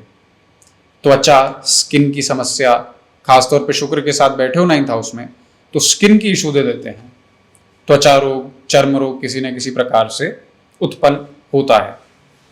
9th हाउस में जब सूर्य बैठेंगे, जैसे मैंने बताया, अहंकार बढ़ेगा, क्रोध बढ़ेगा, तो उच्च शिक्षा में इस कारण से बाधा आएगी, दूसरों की ना सुनना, गुरुओं की सलाह ना मानना, साथी संबंधियों की सलाह ना मानना, ये होता है जब 9th हाउस में सूर्य बैठते हैं, क्योंकि बहुत क्रूर ग्रह हैं। घमंडी बना देगा, घमंडी एक अलग लेवल पे बना देगा। हालांकि 4थे घर में भी घमंड देगा, गाड़ी घोड़ा पैदाइशी की मैं यहाँ पैदा हुआ, वो हुआ, बट 9th हाउस का जो सूर्य होता है वो घमंड या अटैचमेंट, जैसे एक वो फिल्म आई थी रणवीर कपूर की लेटेस्ट मेरे ख्याल से, वो जिसमें वो पापा से बहुत ज्यादा अपने एनिमल, जी, हाँ, तो थोड़ा वैसा कैरेक्टर बना देंगे, वन साइडेड फादर के प्रति प्यार। सूर्य अगर 9वें घर में बैठते हैं, रिलेशनशिप्स और आपके रोमांटिक लाइफ से आपका मन उठवा देंगे। सूर्य शुक्र अगर साथ बैठे होंगे, आपका मन करेगा, it will be more like कि आप अपने स्पाउस के साथ थोड़ा कम टाइम स्पेंड करें, या तो आप मंदिर मंदिर घूमते रहें, तीर्थ स्थलों में जाते रहें, या अपने फादर, अपने पिता की जो उनकी आशाएं थी आपको लेकर के, उस पर आप खरे उतरें कि पापा मैं सही तो कर रहा हूं ना। आपके जीवन में आप हमेशा उनकी वैलिडेशन सीख करते रहेंगे, ये होता है। अच्छा, 10th हाउस में अगर हम बात करें कि 10th वीनस है तो क्या प्रभाव रहेगा? दशम भाव में वीनस अगर होता है तो जो कार्य का क्षेत्र है, ऐसे में ऑफिस में, काम के क्षेत्र में जो ऑपोजिट जेंडर रहेगा वो आपसे बहुत ज़्यादा आकर्षित रहेगा, बहुत ज़्यादा आपको लोग चाहेंगे, आपको पसंद करेंगे, आपके वर्क लाइफ में आपकी प्रेजेंस बहुत अच्छी लगेगी। यू मतलब people will like to sit with you, stay with you, they will love your presence. Career के केस में आपकी रुचि बढ़ सकती है, या तो कला में, आर्ट के फील्ड में कुछ ना कुछ परस्यू करना, या मेडिसिन। अब वो राशि पे डिपेंड करता है। अगर किसी मंगल या सूर्य की राशि में बैठ गए, या फिर सूर्य और शुक्र दोनों साथ में बैठ गए दशम भाव में, तो ये एक तरीके से डिनोट करता है या तो गवर्नमेंट जॉब मेडिकल वर्क, या फिर कोई क्रिएटिव काम, या फिर ऐसा कोई काम जिसमें इन तीनों का मिश्रण हो। ये होता है दशम भाव का शुक्र। और दसम भाव सूर्य? दशम भाव सूर्य आपका योग बनाएगा गवर्नमेंट जॉब की तरफ, सरकार की ओर से काम बने, गवर्नमेंट से काम बने। अगर मान लेते हैं लगन राशि कोई ऐसी है जो कि सरकारी नौकरी का योग नहीं बन रहा, तो ऐसे में ऐसा जाता है कोई ना कोई गवर्नमेंट के साथ डील, काम कोई ना कोई ऐसा करेगा जिसमें सरकार की पार्टनरशिप रहती है। कॉन्ट्रैक्टर बन जाएगा या फिर, और दोनों अगर मिक्स हो जाए, मतलब साथ में कंजक्शन बने, तो ये इंडिकेट करता है या तो कोई अगेन कला का क्षेत्र जिसमें कि खास तौर पे अग्नि इन्वॉल्व हो, रेस्टोरेंट खोलना, कैफे खोलना, खास तौर पे कोई ऐसा काम करना जो कुकिंग से रिलेटेड हो, मेडिसिन, मेडिकल काम, आर्ट के क्षेत्र में, कला के क्षेत्र में ये चीज़ें बढ़ जाती हैं। क्रिएटिव काम कोई ना कोई हो, गवर्नमेंट के साथ काम हो, इनमें से या तो कोई एक होता है या कोई ऐसा काम जिसमें इन सब का मिश्रण देखा जाए, ये बनता है। आर्ट के फील्ड में एक्टिंग हो सकती है, सिंगिंग, डांसिंग, पेंटिंग, कुछ भी जो आर्ट के उसमें आए। मतलब ये घर काफी पॉजिटिव है। ये कर्म का भाव है कि आपका व्यवसाय, आप अपने जीवन में कर्म क्या करेंगे। कई ज्योतिष छठे भाव को नौकरी से संबंधित रखते हैं, परंतु नौकरी अलग चीज है, आपका कर्म क्या होगा, आपका मेन वर्क क्या होगा, वो दशम भाव है। चलिए 11वें भाव की तरफ आगे बढ़े जी। तो 11वें भाव में शुक्र कैसा प्रभाव देगा? 11वें भाव में तो एक तरफा अच्छा प्रभाव देगा, कोई इफ बट नहीं है। जो मांगोगे शुक्र देंगे। लग्जरी, पैसा, चाहे भौतिक सुख हो, प्लेजर हो, शरीर का प्लेजर हो, सब मैनिफेस्टेशन जो होती है 11वें घर में शुक्र की एक तरफा बढ़ जाती है, एक तरफा। ऐसे में मैं तो पर्सनली सजेस्ट करता हूं ऐसे लोगों को जिनके 11वें घर में शुक्र होते हैं कि सिर्फ लक्ष्मी माँ का पूजन करें जितना हो सकता है। लाभ जल्दी जल्दी मिलता है, ये होता है। और सन अगर 11th हाउस में है तो भी कोई नुकसान नहीं है। तब तो शुक्र के भी जो दुष्प्रभाव हैं, देखिए थोड़ा बहुत ईगो क्लैश आ सकता है आपके पार्टनरशिप्स में, साथी संबंधियों में। थोड़ा आपको अपने आप को लेकर के सेल्फ कॉन्शियस, अपनी इमेज को लेकर के नार्सिसिस्टिक कि मैं परफेक्ट रहूं अपने स्टाइल में, अपनी हर चीज में, ये संभावनाएं बढ़ जाती हैं। परंतु ओवरऑल बहुत अच्छा होता है। 11वें घर का सूर्य, पिता से प्यार, पिता की तरफ से लाभ, एंसेस्ट्रल वेल्थ, पूर्वजों का धन लाभ, पितरों द्वारा लाभ, पितरों का आशीर्वाद, सरकार के साथ अच्छा तालमेल, बड़े बड़े अधिकारियों के साथ या पावरफुल लोगों के साथ मैत्री, दोस्ती, श्रेष्ठ मित्रों से युक्त होना, ये शुक्र और सूर्य दोनों देंगे एकादश भाव में बैठ करके। सबसे बेस्ट कॉम्बिनेशन 11th हाउस का यही है। बेस्ट जी। रावण ने तो जो इतनी तपस्या करी थी, जो इंद्र को या शनि को बंदी बनाया था, क्यों बनाया था? क्योंकि उसे अपने सुपुत्र की कुंडली में सारे ग्रह 11वें घर में चाहिए थे, एकादश भाव में। तो ये प्रभाव होता है एकादश भाव का 11th हाउस का।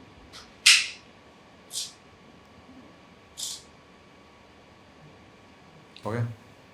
11th हाउस क्या दिखाता है वैसे? लाभ, मैनिफेस्टेशन, हर प्रकार से जो आपके जीवन में प्रॉफिट आएगा, जो आप रस, चाहे वो काम को लेके है, चाहे वो प्यार को लेके, हर चीज को लेके, मैनिफेस्टेशन एट ऑल लेवल्स, वो एकादश भाव है। तो यहाँ पे कोई बैड कॉम्बिनेशन भी बनते हैं किसी प्लेनेट के? जी। लेट्स से मान लो कि वीनस और राहु 11th हाउस में आ गया, तो क्या होगा?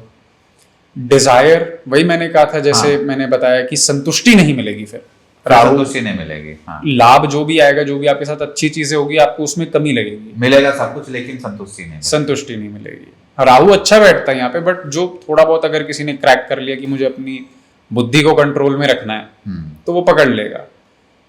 अब अगर मंगल एकादश भाव में बैठ गया तो इट्स बैड न्यूज।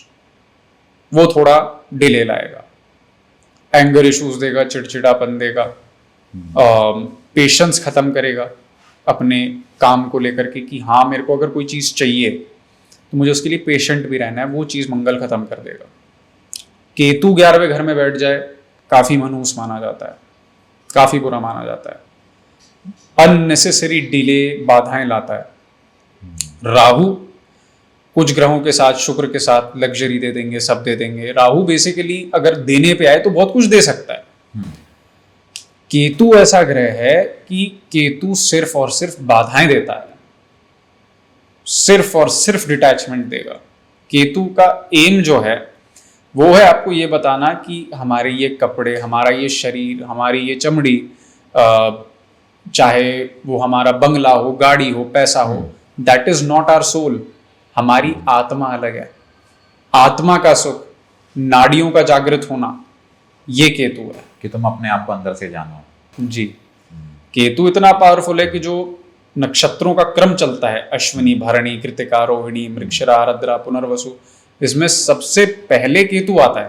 केतु रीढ़ की हड्डी है, सुषुम्न नाड़ी केतु है।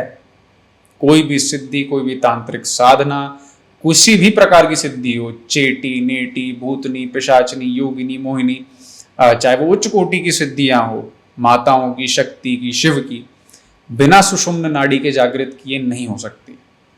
ये एक रोल है केतु का। केतु रीढ़ की हड्डी हमारी। तो इस वजह से 11वें घर में जब केतु बैठता है तो वो आपको एक तरीके से आपकी चाह खत्म करने लगेगा मटीरियलिस्टिक चीजों को लेकर के, बहुत अलग लेवल पे डिटैचमेंट पैदा करनी शुरू कर देता है। चलिए हम आगे बढ़े। मान लो कि 12th हाउस में बात करते हैं जी। वहां अगर वीनस है तो क्या प्रभाव रहेगा? फॉरेन सेटलमेंट, अब्रॉड, विदेश, सीधा बाहर जाएगा ही जाएगा। देखिए पुराने जमाने में ऐसा कहा जाता था, राजे महाराजे जब होते थे, कि एक जो राज्य होता है, एक्सेप्ट फॉर तीर्थ यात्रा, अगर कोई समुद्र लांग ले तो उसे अपवित्र माना जाता था कि ये देश निकाला है। अपने राज्य से बाहर निकलना, अगर कोई तीर्थ यात्रा नहीं है तो उसे देश निकाला कहा जाता था। आज की डेट में तो फॉरेन ट्रैवल तो फ्लेक्स बन गया है ना, कि भाई मैं इतने देश घुमाऊं, मैं भी यूरोप गया था, मैं भी अमेरिका गया था, है ना। तो ये जो एक दोष है, वैसे तो पुराने जमाने में इसको दोष माना जाता था, परंतु कली काल में ये तो अच्छी चीज है फॉरेन ट्रैवल करना। 12वें घर के जो शुक्र होते हैं साथ में उल्टी आंख में समस्या देंगे, लेफ्ट आई में आंखों की, नेत्रों की समस्या, पर्टिकुलरली उल्टी आंख में प्रॉब्लम लेफ्ट आई में शुक्र दे देंगे 12वें घर में। साथ में कोर्ट कचहरी का मैटर होना, स्पेसिफिकली ऑपोजिट जेंडर से कोई ना कोई स्त्री जो है कोर्ट कचहरी के मामले में फंसा सकती है। और अगर वुमेन की कुंडली में हो तो भी स्त्री, तो भी स्त्री, क्योंकि शुक्र की जो एक कैरेक्टरिस्टिक है, जो शुक्र का लिंग है, वैसे तो शुक्राचार्य पुरुष थे, परंतु एज अ ग्रह जो उनका एक इम्पैक्ट होता है, जो एक कैरेक्टरिस्टिक है, वो फीमेल है नेचर में, अपने स्वभाव में, जो एक ग्रह के रूप में देखते हैं। तो 12वें घर के शुक्र बहुत ज्यादा खर्चीला बना देंगे, अनलिमिटेड खर्चा। सेकंड हाउस में भी, द्वितीय भाव में भी खर्चा कराते हैं, लेकिन 12वें घर में बहुत अलग लेवल पे खर्चा कराते हैं। कोर्ट कचहरी का मैटर होना, किसी स्त्री के उससे विदेश यात्राएं, विदेश सेटल होने का योग ये बनता है जब शुक्र 12वें घर में बैठते हैं। जेल, कोर्ट कचहरी स्त्री के कारण हो सकता है। अच्छा, अगर सूर्य 12वें हाउस में आ जाए तो? सूर्य अगर 12वें घर में आ जाए तो ये सीधा सीधा राजदंड की तरफ ले जाते हैं, जेल जाने का योग और दुगना बढ़ जाता है। अच्छा, सूर्य और शुक्र एक साथ है 12वें हाउस में, तो चांसेस आर क्वाइट हाई जी। तो जेल का मतलब ये नहीं है कि वो रियल जेल हो सकता है कि कहीं आइसोलेशन मिल जाए, ऐसा भी आइसोलेशन नहीं कह सकते, राजदंड जिसे बोलते हैं ना, दंड मिलेगा। या तो कोई, मैं ही नहीं कह रहा सलाखों के पीछे जाना पड़ेगा, लेकिन कोर्ट कचहरी का चक्कर तो काटना ही पड़ेगा, ये तो तय है। इनकी रेमेडीज क्या हो सकती हैं? सूर्य की रेमेडी जी सबसे, क्योंकि सूर्य ग्रहों के राजा है, और एक राजा को क्या पसंद है? सम्मान, मान सम्मान। मान सम्मान दे दो। आपके आगे राजा खड़ा है, राजा के आगे दो उसकी तारीफ करते हुए, प्रसन्नता के लिए उसकी 2-4 स्तुतियां गा दो, है ना, ये होता था पुराने जमाने में। तो सूर्य को सम्मानित करने के लिए बेस्ट तरीका है सूर्योदय से पहले उठ के स्नान कर लें। बेशक बाद में दोबारा सो जाएं, कोई दिक्कत नहीं है, बट जैसी सूर्योदय, सनराइज का टाइम होता है, wake up, take a shower, that is it. ज्यादा करना है तो ईस्ट की तरफ देख करके जल हाथ जोड़ लें। अच्छा। जल देना हर किसी के लिए ठीक नहीं है, क्योंकि वो सूर्य के तेज को बढ़ाता है। अभी आपने जैसे मुझसे पूछा, हाँ। आपने पूछा सूर्य शुक्र हर भाव में, हाँ। लेकिन अगर किसी की लग्न राशि वृषभ या तुला है, या कुंभ है, या मकर है, तो ऐसे में अगर सूर्य शुक्र साथ बैठ गए किसी भी घर में, और इस इंसान ने अगर सूर्य को जल दे दिया, तो इसकी जिंदगी बर्बाद हो जाएगी। मतलब अपना गड्ढा खुद ही खोद रहा है। खुद खोद रहा है। आप क्यों सूर्य को बल दे रहे हो? सूर्य आपके लिए ठीक नहीं है, आपके लग्नेश के शत्रु हैं, जो आपका पॉजिटिव ग्रह उसको बिठाना चाहते हैं। आप अपने जीवन में और ज्यादा बाधाएं इनवाइट कर रहे हैं ये करके। तो इस वजह से इन केसेस में सूर्य को जल नहीं देना चाहिए। हाथ जोड़ लें, सम्मान दे दें। और उपाय करना है तो बेस्ट कहा जाता है गुड़ जो होता है, गुड़ का दान। किसी ना किसी जो बेचारे पुलिस वाले होते हैं, दिन रात सेवा कर रहे हैं पुलिस की सेवा में, ट्रैफिक पुलिस वाले, उनको भेंट कर दें, उनको कोई मिठाई दान कर दें। बहुत अच्छा उपाय है सूर्य के लिए ये। रविवार के दिन जल ना दें सूर्य को, क्योंकि वो आपके जो अच्छा प्लैनेट है, जैसे जिसके मैंने आपको एग्जाम्पल्स दिए, कुंभ, तुला, वृषभ, ये 2-4 राशियां हैं, इन केसेस में शुक्र इनका ज्यादा फायदा करेंगे एज कंपेयर टू सूर्य, क्योंकि इनके लग्नेश या तो शनि बन रहे हैं या शुक्र बन रहे हैं। और इन केसेस में अगर सूर्य शुक्र की युति है और आपने सूर्य को ज्यादा बल दे दिया, तो आपका ही काम बिगड़ेगा। अच्छा, मैं चाहता हूँ कि आप अपनी एक बार स्पिरिचुअल जर्नी बताइए कि आप इस फील्ड में, एस्ट्रोलॉजी, तंत्र, इस फील्ड में आप कैसे आए? जी, दरअसल अगर मेरे ये फैमिली और लीनिएज से स्टार्ट हुआ था, मेरे पर नाना, उन सब की फैमिली, मेरे सारे जो पूर्वज रहे थे, एस्ट्रोलॉजी हो गया, ज्योतिष हो गया, कुंडली बनाना घर में सबकी, उसमें हमेशा से इंटरेस्ट रहा था। बचपन से ही ग्रहों की कहानियाँ पढ़ना, सारी चीज़ें करना। और फिर क्योंकि जैसे ही आप एस्ट्रोलॉजी में आते हैं तो आपको ये पता रहेगा कि कौन सा ग्रह क्या प्रभाव, चाहे वो दुष्प्रभाव हो, देता है, तो ऑटोमेटिकली तंत्र की तरफ भी एक इंटरेस्ट बनने लगता है। बिकॉज बिना लग्न के, बिना नक्षत्रों के, बिना सही समय के, पक्ष, योग और कर्ण के, तंत्र भी निष्फल हो जाता है। तो इस वजह से ये दोनों चीज़ें इंटरकनेक्टेड हैं, लाइक सिस्टर्स। तो इसी वजह से हम इसमें दोनों में ही सहायता करवाते हैं। लीगेसी आपकी पूरी चली आ रही है, तो आपने इसके लिए कोई प्रोफेशनल कोर्सेज वगैरह भी किए? जी, इसको लेकर के जो प्रोफेशनल कोर्सेज होते हैं उसको लेकर के मेरा मत बहुत क्लियर है, इट्स अ फ्रॉड। क्योंकि 4 वेद हैं, सबके अपने अपने उपवेद हैं, ब्राह्मण हैं, उपनिषद हैं, वेदांग हैं, षड्वेद दर्शन हैं। तो जो कोर्सेज ऑफर करते हैं, जो पीएचडी कर रहे हैं, एक बार मैं ये बोलूँगा चलिए ठीक है, आप बाकी सारी चीज़ें छोड़ दीजिए। आप अगर कर्मकांडी हैं, आप जानते हैं वाकई ज्योतिष का ज्ञान, आज का नक्षत्र बताइए, आज का योग बताइए, कर्ण बताइए, पक्ष बताइए, अहोरात्रि बताइए।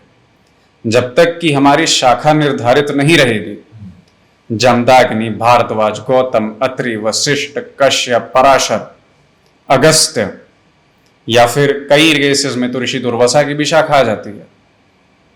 और साथ में हमारे उपवेद हो गए। उपवेद के साथ आपका प्रवर क्या है? ऋषि के भी अपने प्रवर होते हैं। कुछ गोत्र होते हैं जैसे कि शांडिल्य गोत्र हो गया, सप्तऋषियों में नहीं आते, फिर इनका प्रवर ट्रेस किया जाएगा। तो ये सारी चीजें जब क्लियर होती हैं तब जाकर के ज्योतिष की गणना करना, चाहे वो ऐतरीय, तैतरीय, कौशिकी, शतपथ, शंखायन, गोपथ, जेमिनी ज्योतिष हो या नाडी एस्ट्रोलॉजी हो, हमारा फंडामेंटल क्लियर होना बहुत ज्यादा जरूरी है।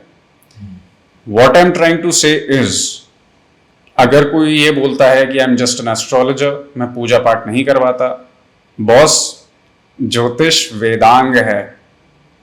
आप वेदों का अंग लेकर के आप ये कह रहे हो मैं बाकी वेदों का मुझे ज्ञात नहीं है, आपने उसका पठन नहीं किया, आपको नहीं पता चीजें कैसे काम करती हैं एक पूजा पद्धति में, then astrology is not for you. आप रेडी नहीं हैं, आपको नहीं पता, क्योंकि ग्रहों की जो गहराई है वो कैसे फंक्शन करते हैं, कैसे एक दूसरे के साथ उनकी ग्रेविटेशनल फोर्स रिएक्ट करती है, ये शास्त्रों में स्पष्ट रूप से मेंशन्ड है, ग्रहों के अंश, कला और विकला के रूप में और भ्रमण गति के रूप में भी।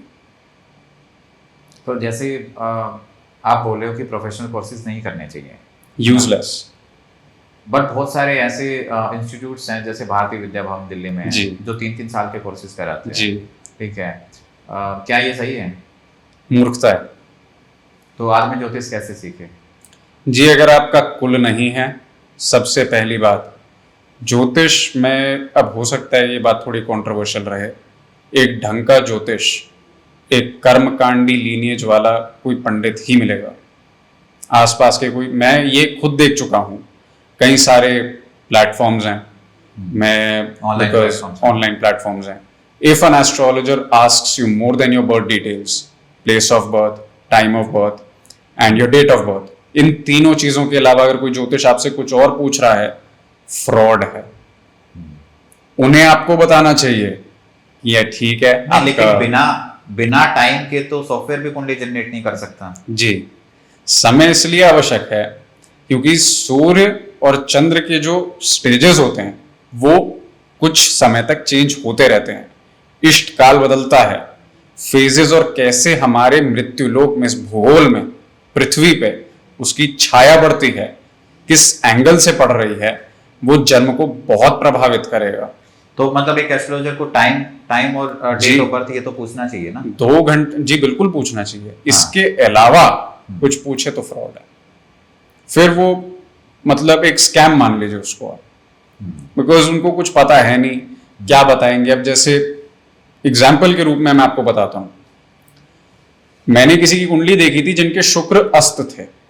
अस्त माने सूर्य के साथ बैठे थे, कंबस्ट हो गए थे, 0 शून्य अंश पे बैठे, कला और विकला 19-21 बन रही थी, 0 डिग्रीज पे शुक्र बैठे।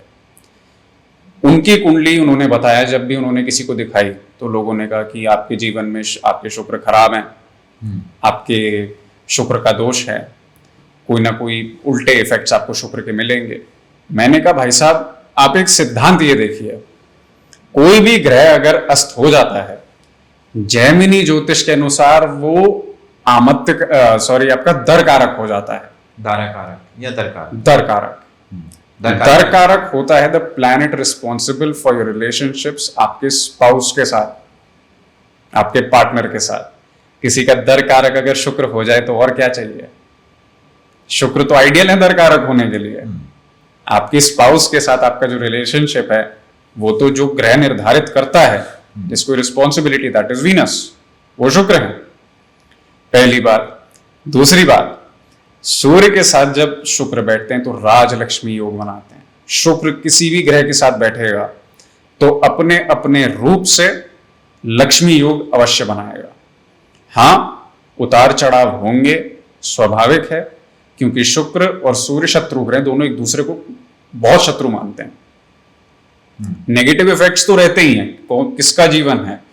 भगवान कृष्ण जब जेल में पैदा हो सकते हैं, भगवान राम जब वनवास झेल सकते हैं स्वयं विष्णु के अवतार होके, हम तो फिर भी मनुष्य हैं, तो हमारे जीवन में तो उतार चढ़ाव स्वाभाविक है। परंतु जो गणना और प्रेडिक्शन होती है वो मिसमैच करती है इस वजह से। तो जैसे आपने बताया कि जो अस्त ग्रह होते हैं, अस्त, थोड़ा सा आप ये बताइए कि ये कैसे होते हैं? क्या सूर्य के साथ में एक हाउस में बैठ जाएं या फिर अगर कंबाइंड किसी दूसरे हाउस में तो भी होंगे? जी, 12 राशियां हैं, 12 घर हैं, 9 ग्रह हैं, तो कोई भी ग्रह जब एक राशि से दूसरी राशि में जाता है तो 30 अंश कंप्लीट करके जाता है, 30 डिग्रीज कंप्लीट करके जाएगा। जाहिर सी बात है 30 कंप्लीट होंगे, फ्रेश राशि में जाएगा तो 0 से स्टार्ट होगा। एक तो एंगल ये है शून्य अंश होने का, वहां पे भी दरकारक माना जाएगा ग्रह को। अधिकतर केसेस में जब सूर्य के साथ कोई ग्रह बैठ जाता है तो सूर्य का तेज इतना है, आदित्य है वो, तो इस वजह से वो सामने वाला जो ग्रह होता है उसको दबा देते हैं। बट कंडीशन ये है 3 ग्रहों को सूर्य नहीं दबा सकते, राहु, शनि और केतु। ये 3 ग्रह अगर सूर्य के साथ बैठ जाएं, सूर्य इनका कुछ नहीं बिगाड़ पाएंगे, उल्टा ये सूर्य को हानि पहुंचा देंगे। ग्रहण लगा देते हैं। शनि विषयोग बना देंगे, राहु ग्रहण लगा देगा। तो जो ये अस्त को मतलब कंबस्ट बोलते हैं, राइट जी। तो कंबस्ट प्लेनेट जो होते हैं वो कितने क्या इफेक्ट डालते हैं हमारे कुंडली पे? देखिए, अस्त ग्रह अगर देखा जाए जैमिनी ज्योतिष के सिद्धांतों के अनुसार, जो कि अथर्ववेद में हमें मिलता है, उसमें स्पष्ट रूप से यह कहा गया है कि that planet is responsible for our marital relationships, spouse, partner, शादी, विवाह, जो एक प्रेम का भाव होता है, तो उसमें कौन सा प्लैनेट है जो डिसाइड करेगा कि आपके अपनी वाइफ से या हस्बैंड से, स्पाउस से बेसिकली क्या आपकी एक इक्वेशन रहेगी, दैट इज दरकारक। तो ये हम शुक्र की बात कर रहे हैं, राइट जी। शुक्र लग्जरी का भी कारक है, तो जनरली थोड़ा सा ये भी तो देखा जाता होगा ना कि अगर वो अस्त हो गया, सूर्य के साथ में बैठ गया, अस्त हो गया, या फिर वो 29 डिग्री का हो गया तो भी उसको अस्त माना जाएगा। किसको? शुक्र को। जी नहीं, 29 डिग्री में तो बहुत अच्छा है जितना, क्योंकि आउट ऑफ 30 जैसे एक टेस्ट होता है, मान लीजिए मैक्सिमम मार्क्स है 30, अब 30 में से जितने नंबर मिले उतना बेहतर, 30 में से 29 मिल गए तो कहाँ अस्त है, फिर तो और बलशाली है। अगर शून्य पे या कम पे तो थोड़ा अस्त है। अच्छा, तो ये जो अभी जो हम डिस्कशन कर रहे हैं इसमें हम किस टाइप की एस्ट्रोलॉजी को लेके कर रहे हैं? जैमिनी एस्ट्रोलॉजी है ये, जैमिनी ज्योतिष के सिद्धांत हैं। तो मैं चाहता हूँ कि एक बार आप थोड़ा सा ये बताएं कितने टाइप की एस्ट्रोलॉजी होती है? जी, सबसे कॉमन एस्ट्रोलॉजीज बृहद पराशर होरा कहा जाता है, जिसमें कि ग्रहों की कैलकुलेशंस, दशाएं, साथ में रेमेडीज में बहुत ज्यादा बृहद पराशर होरा बिलीव करते हैं, जो कि पराशर ऋषि से उत्पत्ति इसकी हुई है। खास तौर पे आयुर्वेद में इनका उवाच मिलता है, साथ में गंधर्व वेद में भी कुछ कुछ उवाच मिलते हैं, जिसमें कि जो गंधर्व होते थे जब वो गीत गाया करते थे देवराज इंद्र के लिए, तो उसमें कौन से नक्षत्र उनको प्रिय थे जिसमें कि उन्हें गीत सुनने पसंद थे, उनका वर्णन किया गया है। अब आ जाते हैं नाड़ी ज्योतिष पर। नाड़ी ज्योतिष रेमेडीज में नहीं मानती, सीधा बोलते हैं कि आप जो लिखवा करके लाए हैं प्रीडेस्टिन्ड है, वो होगा, आपके उपाय वगैरह सब निष्फल हैं, एवरीथिंग इज प्री डिसाइडेड। ये होती है नाड़ी एस्ट्रोलॉजी। ये नाड़ी, ये हाथ वाली नाड़ी से भी रिलेटेड है ये? जी, नाड़ी का मतलब है मेन 3 नाड़ियां हैं हमारे शरीर में, ईड़, पिंगाल, सुषुम्ना, ठीक है। अब जो और डिटेल्ड नाड़ियां होती हैं, जो नर्वस सिस्टम है पूरा हमारा, इसमें या तो थंबप्रिंट लिया जाता है केले के पत्ते पे, साउथ इंडिया में बहुत ज्यादा प्रेवलेंट है क्योंकि ये महर्षि भृगु की शाखा है, तो नॉर्थ इंडिया में भी होता है, लेकिन तरीके अलग अलग हैं। नॉर्थ इंडिया में it is more like acupuncture and in south India it's more like thumbprint. कुमकुम पे आपका थंबप्रिंट लेंगे और केले के पत्ते पे लगाया जाता है, फिर बताया जाता है कि ये आपका भाग्य है, ये आपके लिए लिखा है।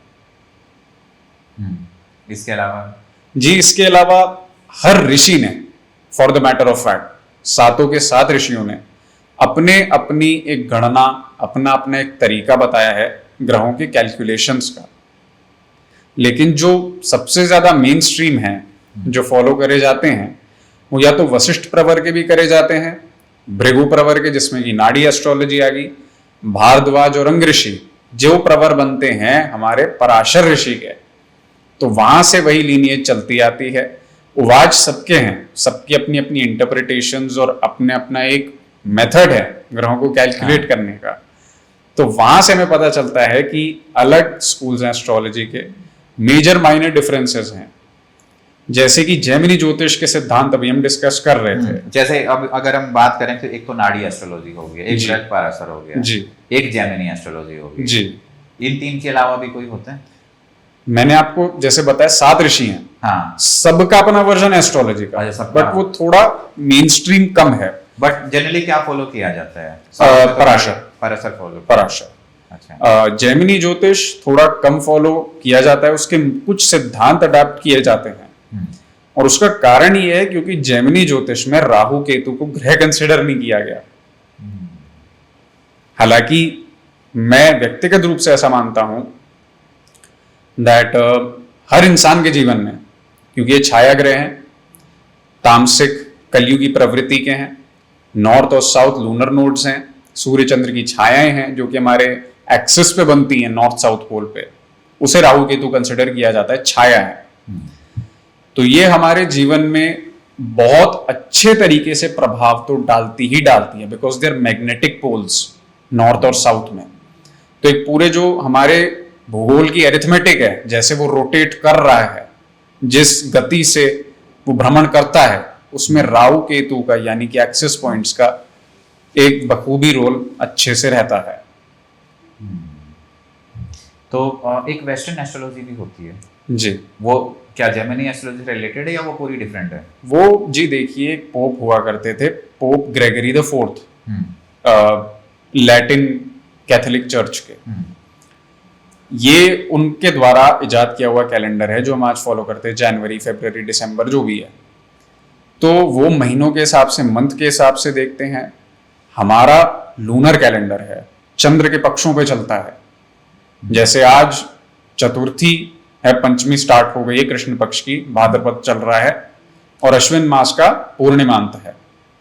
तो ये चंद्र के उस पे डिसाइड होता है कि चंद्र का या तो वैक्सिंग या वेनिंग फेज हो, उतरता या चढ़ता, कृष्ण या शुक्ल।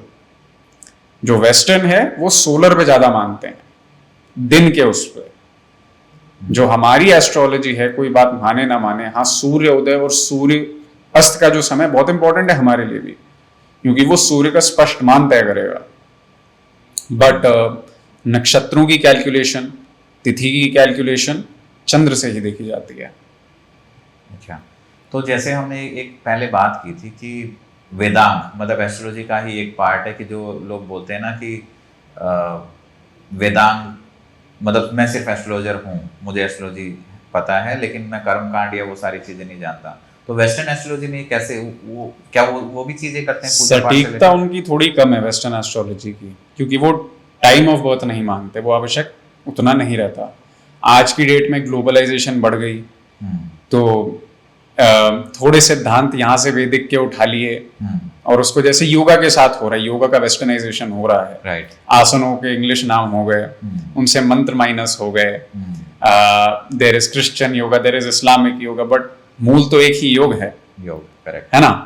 तो वही आज की डेट में चल रहा है वेस्टर्न एस्ट्रोलॉजी के केस में भी।